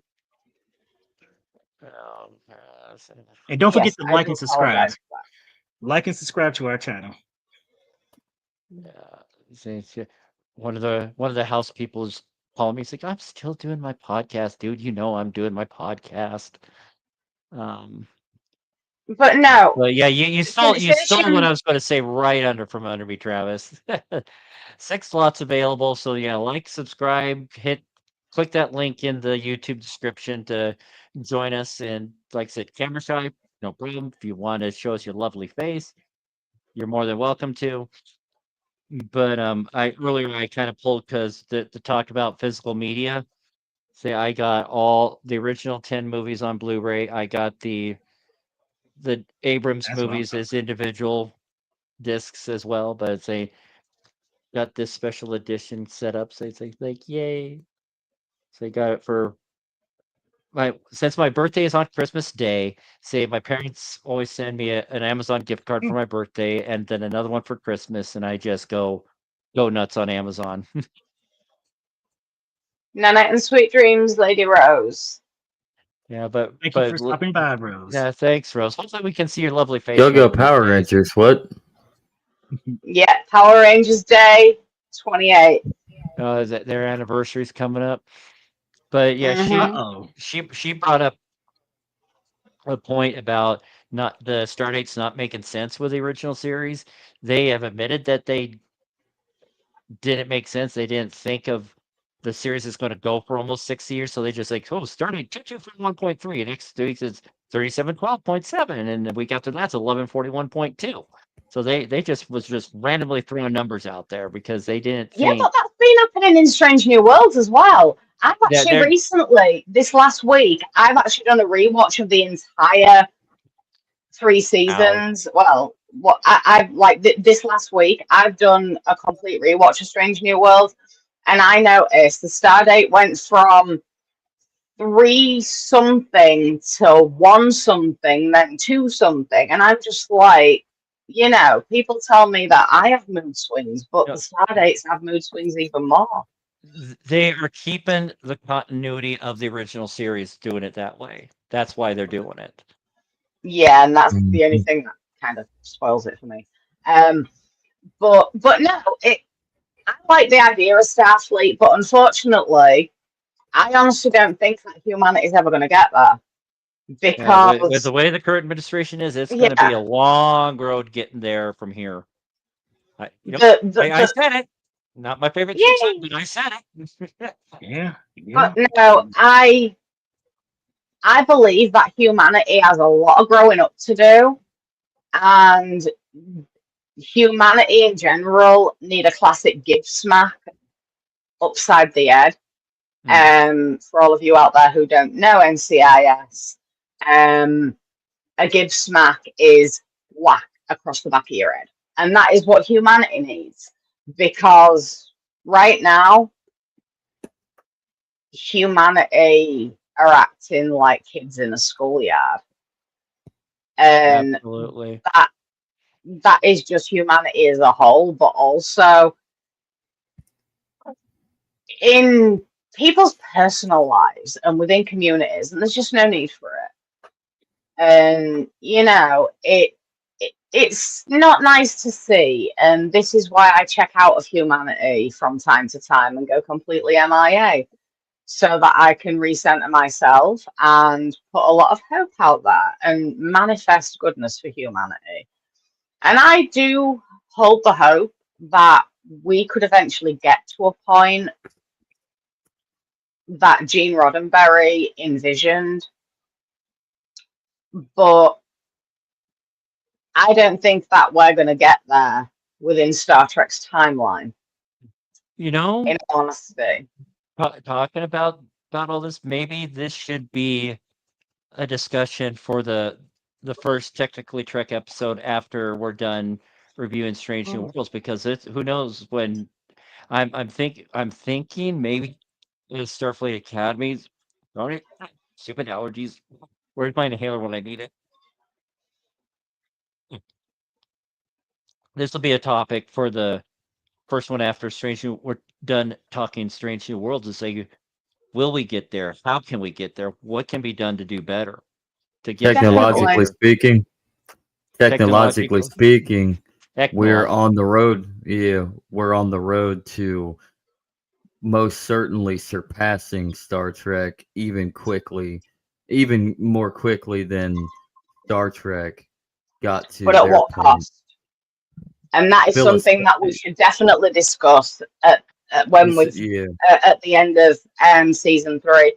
But one thing that I want to say about this episode is I know that I'm possibly the only one on screen here right now, possibly one of the few people who are watching who actually really enjoyed this episode, because it showed very different sides to people. It showed a very different side to not Starfleet per se, but it showed a different side to people that like that their officers following their ideals. And instead of just blindly following orders in the end, they embraced what it meant to be human. You know, they remembered how to human. And to quote my beautiful friend Hugo, humans have forgotten how to human. And I will always credit Hugo for that, because he just nailed it with that. But in this episode, it actually showed that the humans remembered how to human, and they showed absolute unconditional compassion for this entity and respected her wishes above orders. And that for me means more than the ideals of Starfleet ever could, and the Federation, because and that's what hit me in the feels so much, because not only did we see the core essence of humanity by the end of I this don't like that. episode, but we saw it through the eyes of a stranger. And that is what I liked about the style of this episode. And I'm not usually one for documentary style anything, but with this episode and the SG1 double episode that was mentioned earlier, I actually like it, probably for the reasons other people don't. And that is because it is through the eyes of a stranger. It doesn't flow smoothly, and it actually showed what life is, because life doesn't flow smoothly. You know, it does crackle. You know, signal does get lost sometimes, and all of that was shown through this like documentary style episode. And it gave us a chance. Well, I hope it gave everybody a chance anyway, because it certainly did with me. It gave everybody a chance to just step back, and instead of us like going on this journey through the eyes of the crew, it was through the eyes of a family member of the crew. And yeah, he allowed his emotions to get in the way. He did. But we don't often experience that, because we're too absorbed in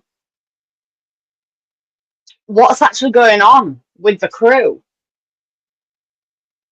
But we saw the sadness in his eyes. You know, we saw the struggle within him, and he was searching for something. He was searching for answers, and that's what this did for me in this specific style.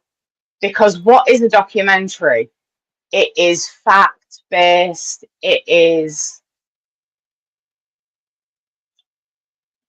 It's all about discovery, and what I can't remember Erica's brother's name. Edo? Yeah, but you know, we saw it purely through his eyes, and you know, I mean, if it wasn't done in a documentary style, I mean, Marwa has put a comment on here. Like when Erica's brother was listening to a conversation between Una and Pike and Starfleet HQ, would we have actually seen that if it wasn't a documentary style? Would we have heard the conversation between Uhura and Spock on the bridge about his hand shaking? Or would we have only known that from when Christine asked Spock about it? You know, and it was very personalized, but also very depersonalized as well, because everything was blown wide open.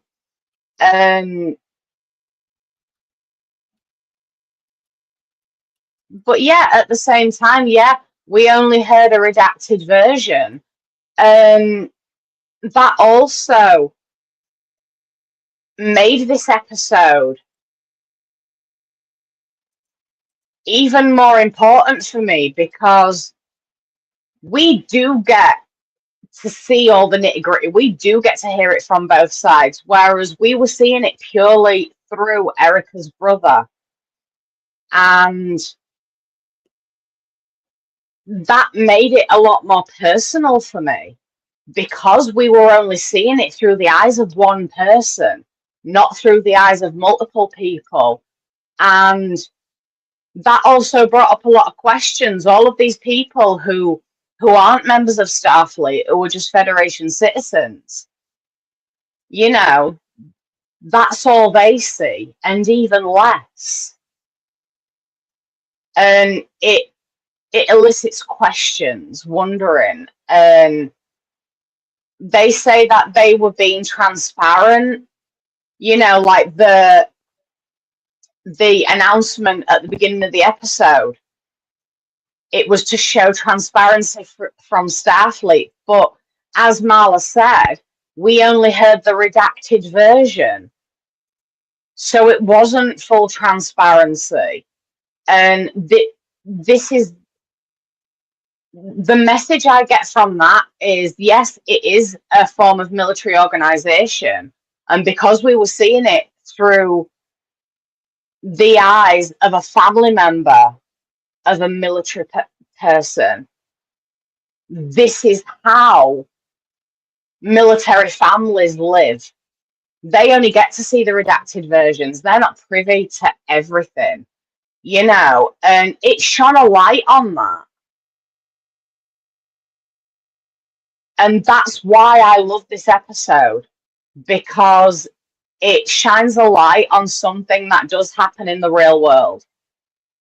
This is how military families live. They only ever get the redacted version, and sometimes they don't even get that much what Erica's brother got.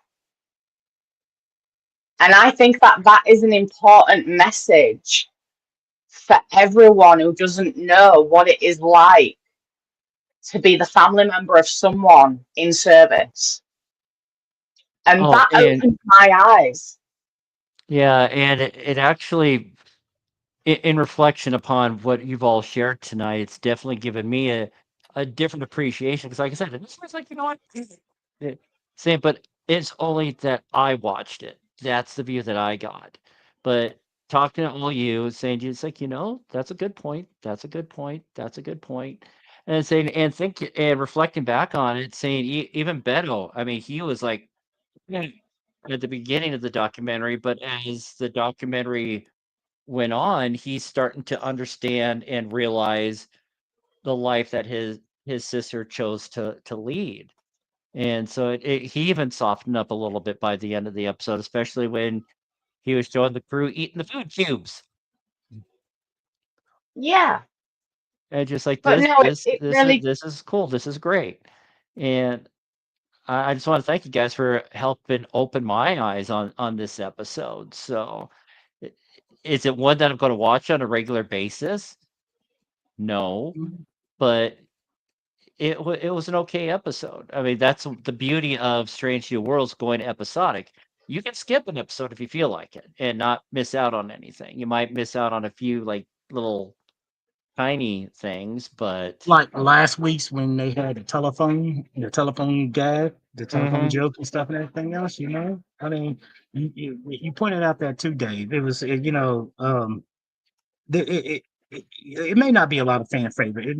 There are people like Katie who really enjoyed this episode and stuff and everything, but the premise of it, and you start to like really not seeing some stuff on YouTube, um, you know, that I follow on YouTube channels and stuff, talk about the specific like what Starfleet means, or in a sense, or what Starfleet is, what we talked about is it paramilitary, military versus, stuff like that, just a little different things when it comes to, the idealism when it comes to what Gene Roddenberry brought to the franchise of Star Trek and everything else, and how we seen it played out for the last 60 some years. Uh, and close, yeah, but I'm close to 60 some years when it comes to, you know, uh back in 1960 when it was in 1966 to 69. when TNG came out in Eight. 1987, Mhm. DS9 in 93, 1995 Voyager. Voyager, and then 2001 Enterprise.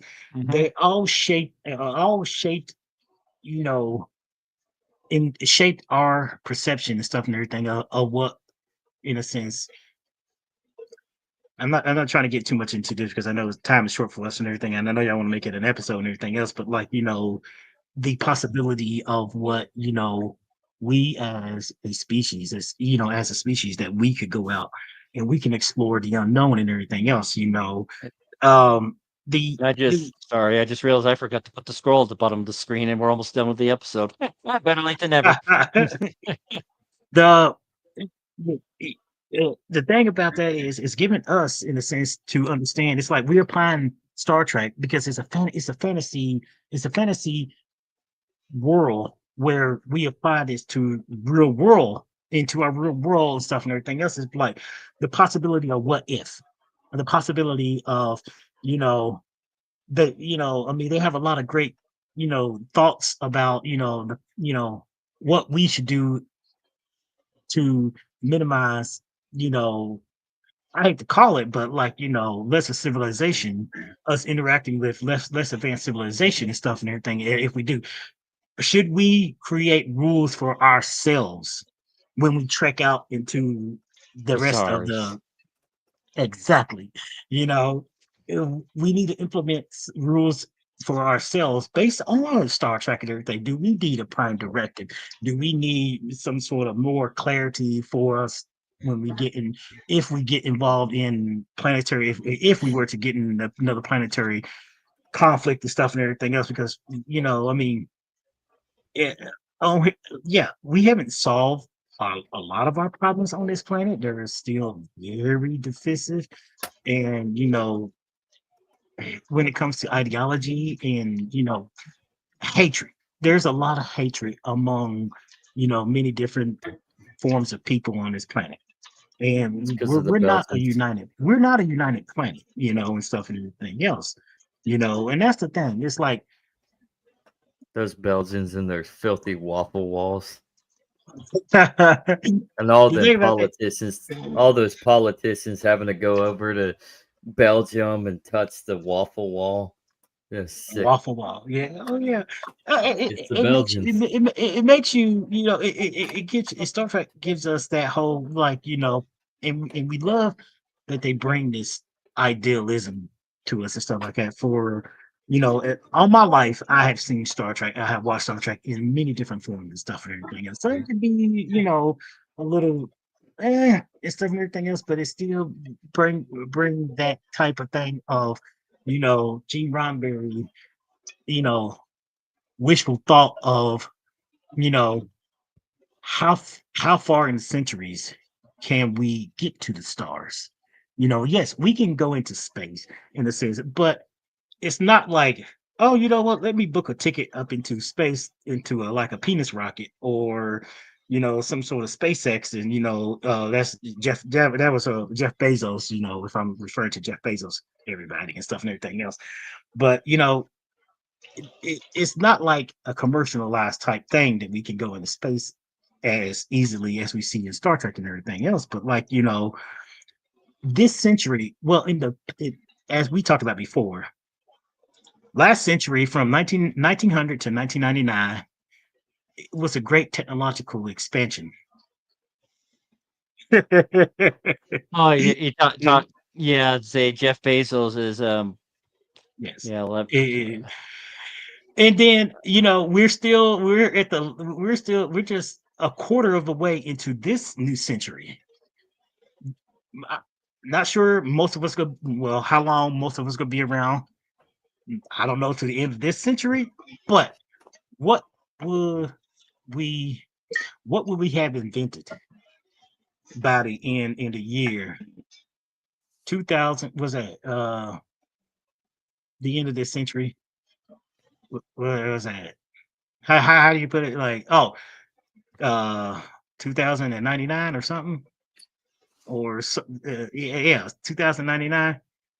At the end of this Yeah, century, what will we human have accomplished in 75 years from now? Because we're in mm, 2025. In 75 years from now, what exactly will we accomplish this stuff and everything else? And none of us know the possibly blowing up ultimate the question. earth.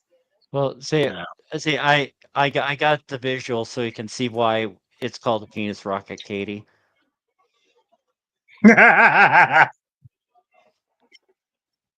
Yeah, Okay. Um, you've never I seen think that that before? designer. I think that the designer for that rocket may have been gay. I don't know. That's just me.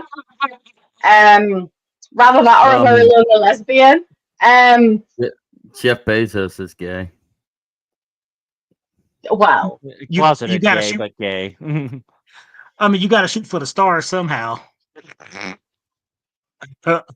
exactly. Yeah, while we're throwing up the visuals, I found it earlier about like the Kirk Spock dynamic and about the Vulcans kind of reining in humans about doing things. I'll get rid of the banner here. I'm gonna do the thing. It's like, I'm gonna do the thing. Say that I don't know how Yes, many that's years I don't it. know how many years old that is, but yeah, that I downloaded that and I just found it online recently again. But it says say don't do the things, Captain. It's like "I'm not doing it." And that just leads into problems and that leads into an episode. In all honesty, that's how I captain a ship. People say don't do the thing, and I'll be like, "Oh, I'm gonna do the thing." You Yeah, know. see that, but yeah, say you can see that that's Kirk and Spock in a nutshell. I meant to Mm, ask Tyson before he left too, because he talked about like starships are more like submarines and being in a confined pressurized cylinder, Space. and stuff. You know, would anybody will want to go into space and serve on a hermetically sealed spaceship that can travel faster than light and stuff and everything? I mean, Mm. I was going to ask that question to the whole room before Sixer and Tyson left and everything else. It's like, I mean, idealist ideal being somebody who is an idealist and stuff like myself, I would like to say, to explore the unknown, seeing that which is your own eyes that you've seen only through, in a sense, like telescopes and other things, to actually see like the Crab Nebula. Imagine seeing a Crab Nebula for the first time with your own eyes and stuff and everything, or the Horsehead Nebula. Just different things that you get to see with your own eyes and stuff and everything. And it's one of those things I meant to ask Tyson the Sixer and stuff like that. It's like, will any of us, because we're Star Trek fans, will we actually serve on a starship, or go Oh, on a starship? I absolutely would in a heartbeat. Yeah, yeah, me too, because to the possibility, the unknown is so exhilarating and stuff and everything.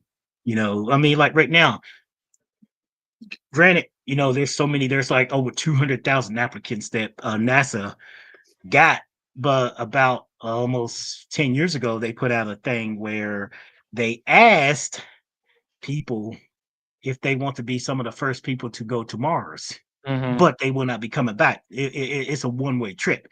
But people, there's over 100, like 200, 100,000, 200,000 applicants and stuff and everything else, who basically said they will leave their life behind to go to start, a human colony on Mars, if and when in our lifetime and stuff and everything else is, whatnot. And a lot of these people understand, it'll be a one-way trip, but it will be like more people coming and stuff and everything and whatever and everything. It's like one of those things, but not saying that you can't get back. Like, the ship goes, and can come back to Earth. It's not like you're gonna be stranded out there forever and everything, but it just makes you think that, yeah, would you will want to go on a spaceship, in a sense, that we humans built, not being adopted, and see stellar phenomenons outside our confines of our solar system and stuff and everything. Just like I was talking about earlier about the Voyager probe.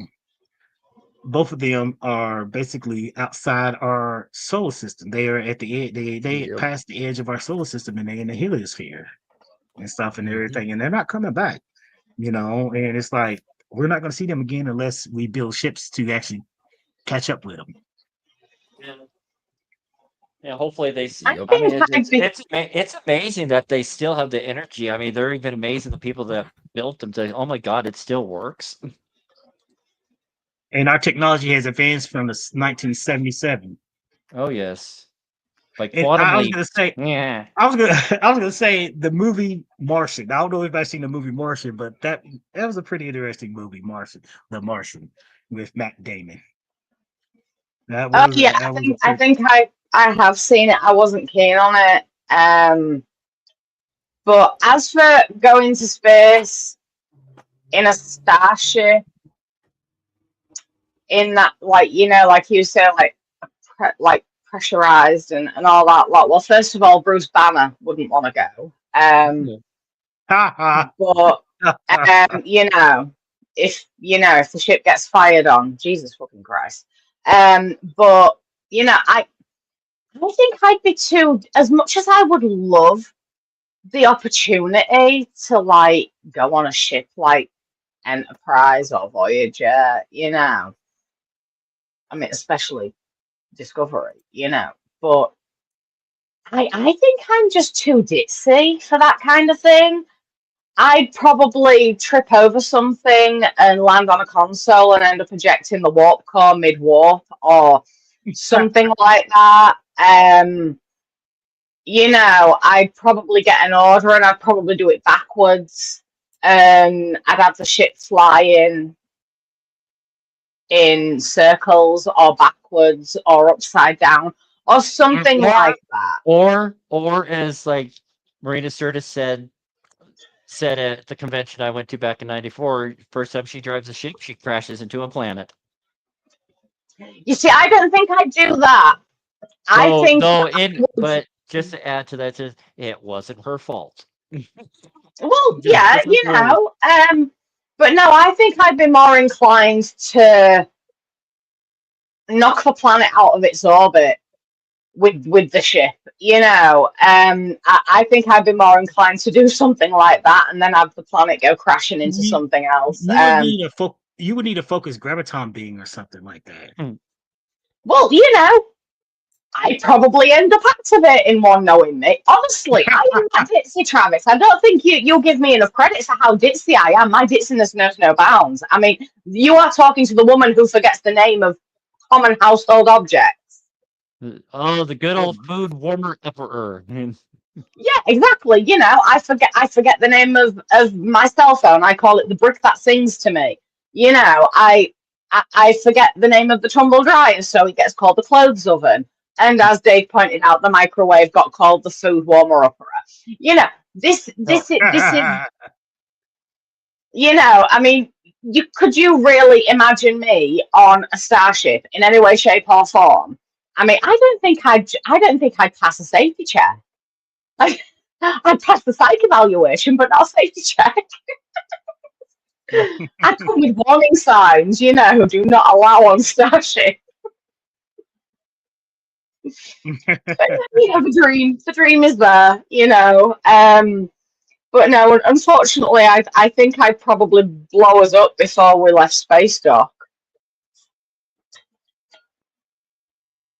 Yeah, see, Oh, wow. sorry, see, I've dealing with some house dramas, the joy of being the manager, but I Yeah. am, I am, I was told by the owner that I'm doing a good job, so yay on that, and saying I've been the Oh, one of the better ones that they've dealt with.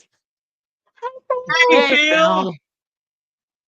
Yeah, there's a How comment, are the comment you? that Mala said, just like, yeah, it's still under construction, Mala. I have moved to a new apartment, so Thank you for it, popping in, th Phil. yeah, things have been so freaking chaotic. She's saying I haven't been able to get everything put up.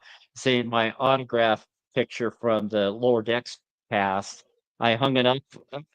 The last place I hung it up with one of the push pins, no problem. But say it just probably the weight was too big for it, so I gotta actually use a hammer and nail to hang that up, and hopefully it'll stay put.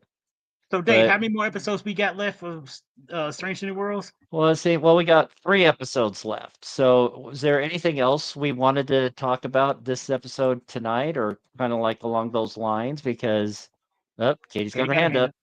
oh, maybe not along those lines, but I just want to point out how much I love the entity that they Oh, encountered. She was absolutely gorgeous. she was just a true beauty, and I absolutely adore her. I would love her as a friend, you know, and yeah, I adore her. She was beautiful. But was there any other closing thoughts that you want to put in, Zach? No, I'm listening, Okay. man. Zach is really And, quiet. yeah, say, but Travis really hit the nose on the head about like Vulcans and humans and the dichotomy and the culture, and that's next week's episode with Patton freaking Oswald as a guest star playing a Vulcan. 4.5 Vulcans, and saying so it definitely deals with the fact that Pyclon, Una, and Chapel all get transformed temporarily into Vulcans, but something goes crazy and they can't change them back. So it then kind of hits with a lot of discomfort on Spock's part, which being half human, half Vulcan, and with his issues ongoing with his heritage, he faces the quote unique challenge of interacting with his fully Vulcanized crewmates and reminding him of his less Vulcan traits. That just comes off of the AI overview on Google, but this is really going to hit hard with what we were talking about a lot tonight. So I'm really looking forward to that episode. What up, Katie? Right. I've got two things. I've got a complaint to our lovely host, and I've also got a final closing thought. My complaint is, can we please get a spoiler alert button? so that I can unplug before you give any information on future episodes, please. Oh, sorry. Saying Oh, that's been kind of the format I've been going lately. Saying when I got information on the next episode, I'm just going to blurt it out. So I will be cognizant of that for next week. I'm saying so. Sorry, But but my final closing thought is because of what I took from this episode, just for people to be mindful about the families of those who serve, and they don't always get all the information, and they are a lot of them are always left with questions, and they do worry for their family members who serve. Um, oh, just absolutely. please have compassion for them and just send a Oh, lot of strength to them, but also to their family members who are serving as well. oh, yeah. Just prayers to keep them safe. Yeah, full disclosure, whenever I pick up a customer at one of the military bases, because there's 5 military bases total here in just El Paso County, you got the Air Force Academy, you got Cheyenne Mountain Space Force Complex, you got Peterson Air Force slash Space Force base, you got I always forget that other one that's down there. But then of course there's Fort Carson. That's the one that I frequent the most because that's the one I actually have got a pass to be able to get on the base to pick up and drop off passengers there. Every time I drop them off, I always tell them kind of a slight variant of what Savick told the Enterprise crew before they, or told Spock before they were flying back to Earth, and say, "May your day be free of incident. May your evening be free of incident, depending on what time of day or Yes. whatnot." But then I always make a point. Thank you for your service, and that It's really a mark of it, respect. oh, that scared Zach away. quick, the one thing too before we go, because I know we're over 2 hours. I started thinking because the camera work in this particular episode was pretty interesting.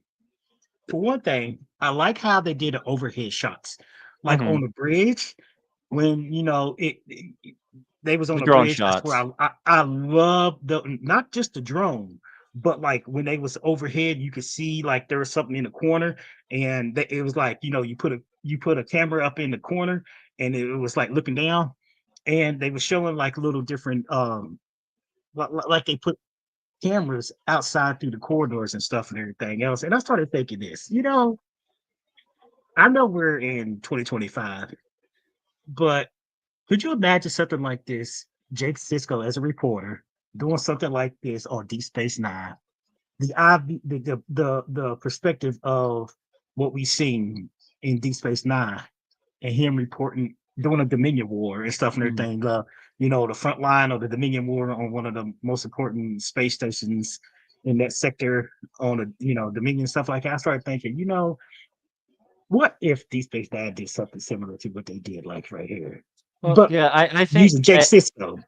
you know, as one that has done print and video journalism, he was a print journalist. He was strictly a print journalist. And see, He could have I can changed see up. that. Hmm? He could have adapted and stuff and everything else. He was a print and journalist He stuff like could have that. adapted, but like with Mhm. me when I went to the TV station, is saying that's where I found my love. But I'm a print journalist, but when I am also a videographer as well. Yeah. Okay. Okay. Okay. But yeah, But that's seeing just one sometimes of the things I thought would be cool if you just wonder what if Deep Space Nine does something similar like that. In the sense on the side of like looking at the Dominion War from like Beto's point of view and stuff like that. But I mean, we can't have everything stuff like that. But that's just one thing I want to say. yeah, but But like say anyway, Dave, this been a yeah, I totally see where you're going with that. It's just like I was like, you know what? That was probably that was his niche. That he writes better than he videos. and he's a better Mm. he's a good journalist too, even though he stuck his nose where it shouldn't belong, like journalists do and stuff like that. But Dave, this has been a good show and stuff. Oh But yeah, and I just want to say, hey Phil, thanks for popping in late, but like better late than never. Like with me with the scroll, better late than never tonight. So I just think And also, Phil, if you're still watching or if you watch this back later, tell your boss that I am very much aggrieved for making you work. Yeah, say this is supposed to be your day off, dude. Saying he's needs to hire more employees, and I mean, great for your pocketbook because it helps getting the extra hours. But just like I need my me time. That's one thing. Doing Yeah. this, doing my lift, and managing this house. It's definitely been a handful the last few weeks. But I other than my meltdown when that poltergeist hid the lock to the storage unit outside, it's just like I'm still just like, what the frick? Saying we like I said, we walked by that spot 4 or 5 times. There was nothing there. Then all of a sudden, there it is. Yeah, see, Wow. I'm gonna have to share that experience with my paranormal family back in Washington. Say, hey, this happened today. What and say there's been other experiences in the house. He's like, yeah. Saying the thing that sucks though is being a sober house. If we ever have a paranormal investigation here, we have to vacate the premises. We have a curfew. We can't vacate the premises. So we got to try and see if we can work something out or maybe just have us chill out outside, but it's starting to get cold outside. So I bring in a witch doctor. Well, I'm a I, witch, but I ain't a doctor. see, but that's the ringtone for my sponsor. Ooh, I mean, I'm technically, Out your way, I'm Burning Man technically is a de happening. facto psychologist, so I mean, not a doctor, but you got the witch and a fake doctor. I don't want them to go away. They're not they're mostly benign. They just want to let their presence be known. They say maybe just one Okay. of these nights I'll do kind of a quasi investigation just with myself. Maybe get if Val and Manu are feeling up to it, have them come over and just be Just respectful. remember, just remember, Dave. Perhaps, You remember what happened in the first Ghostbuster movie to Ray Stans when he was perhaps get a speaking? priest. Yeah, I don't think we need to go quite that far, but it's saying that I mean You never know. it's not it hasn't been malicious. So, but yeah, now that we're talking about it, who knows what the frick's going to happen? But All righty. Well, it's been lovely. It's gonna it cut has been great. through it. This turned out to go a lot longer than I thought it was going to. Appreciate your followers. Please be sure to like my channel and subscribe. I mean, if you're liking and subscribing to Legacy Right, that on Zach's channel, that's great. But be sure to pop over to mine and like and subscribe to that as well, so you definitely know that who you're pointing at, Travis. Zach. You're pointing the wrong way. Other way. Oh, That Zach. say I make them sometimes. Same. So yeah, my script that I try to remember to have ahead of time is just like taking my this was to the left, which looks like I'm pointing to the right, but I'm pointing to my left. It's been awesome, guys. So until next week, may Spock be with you. See you next week. Phil.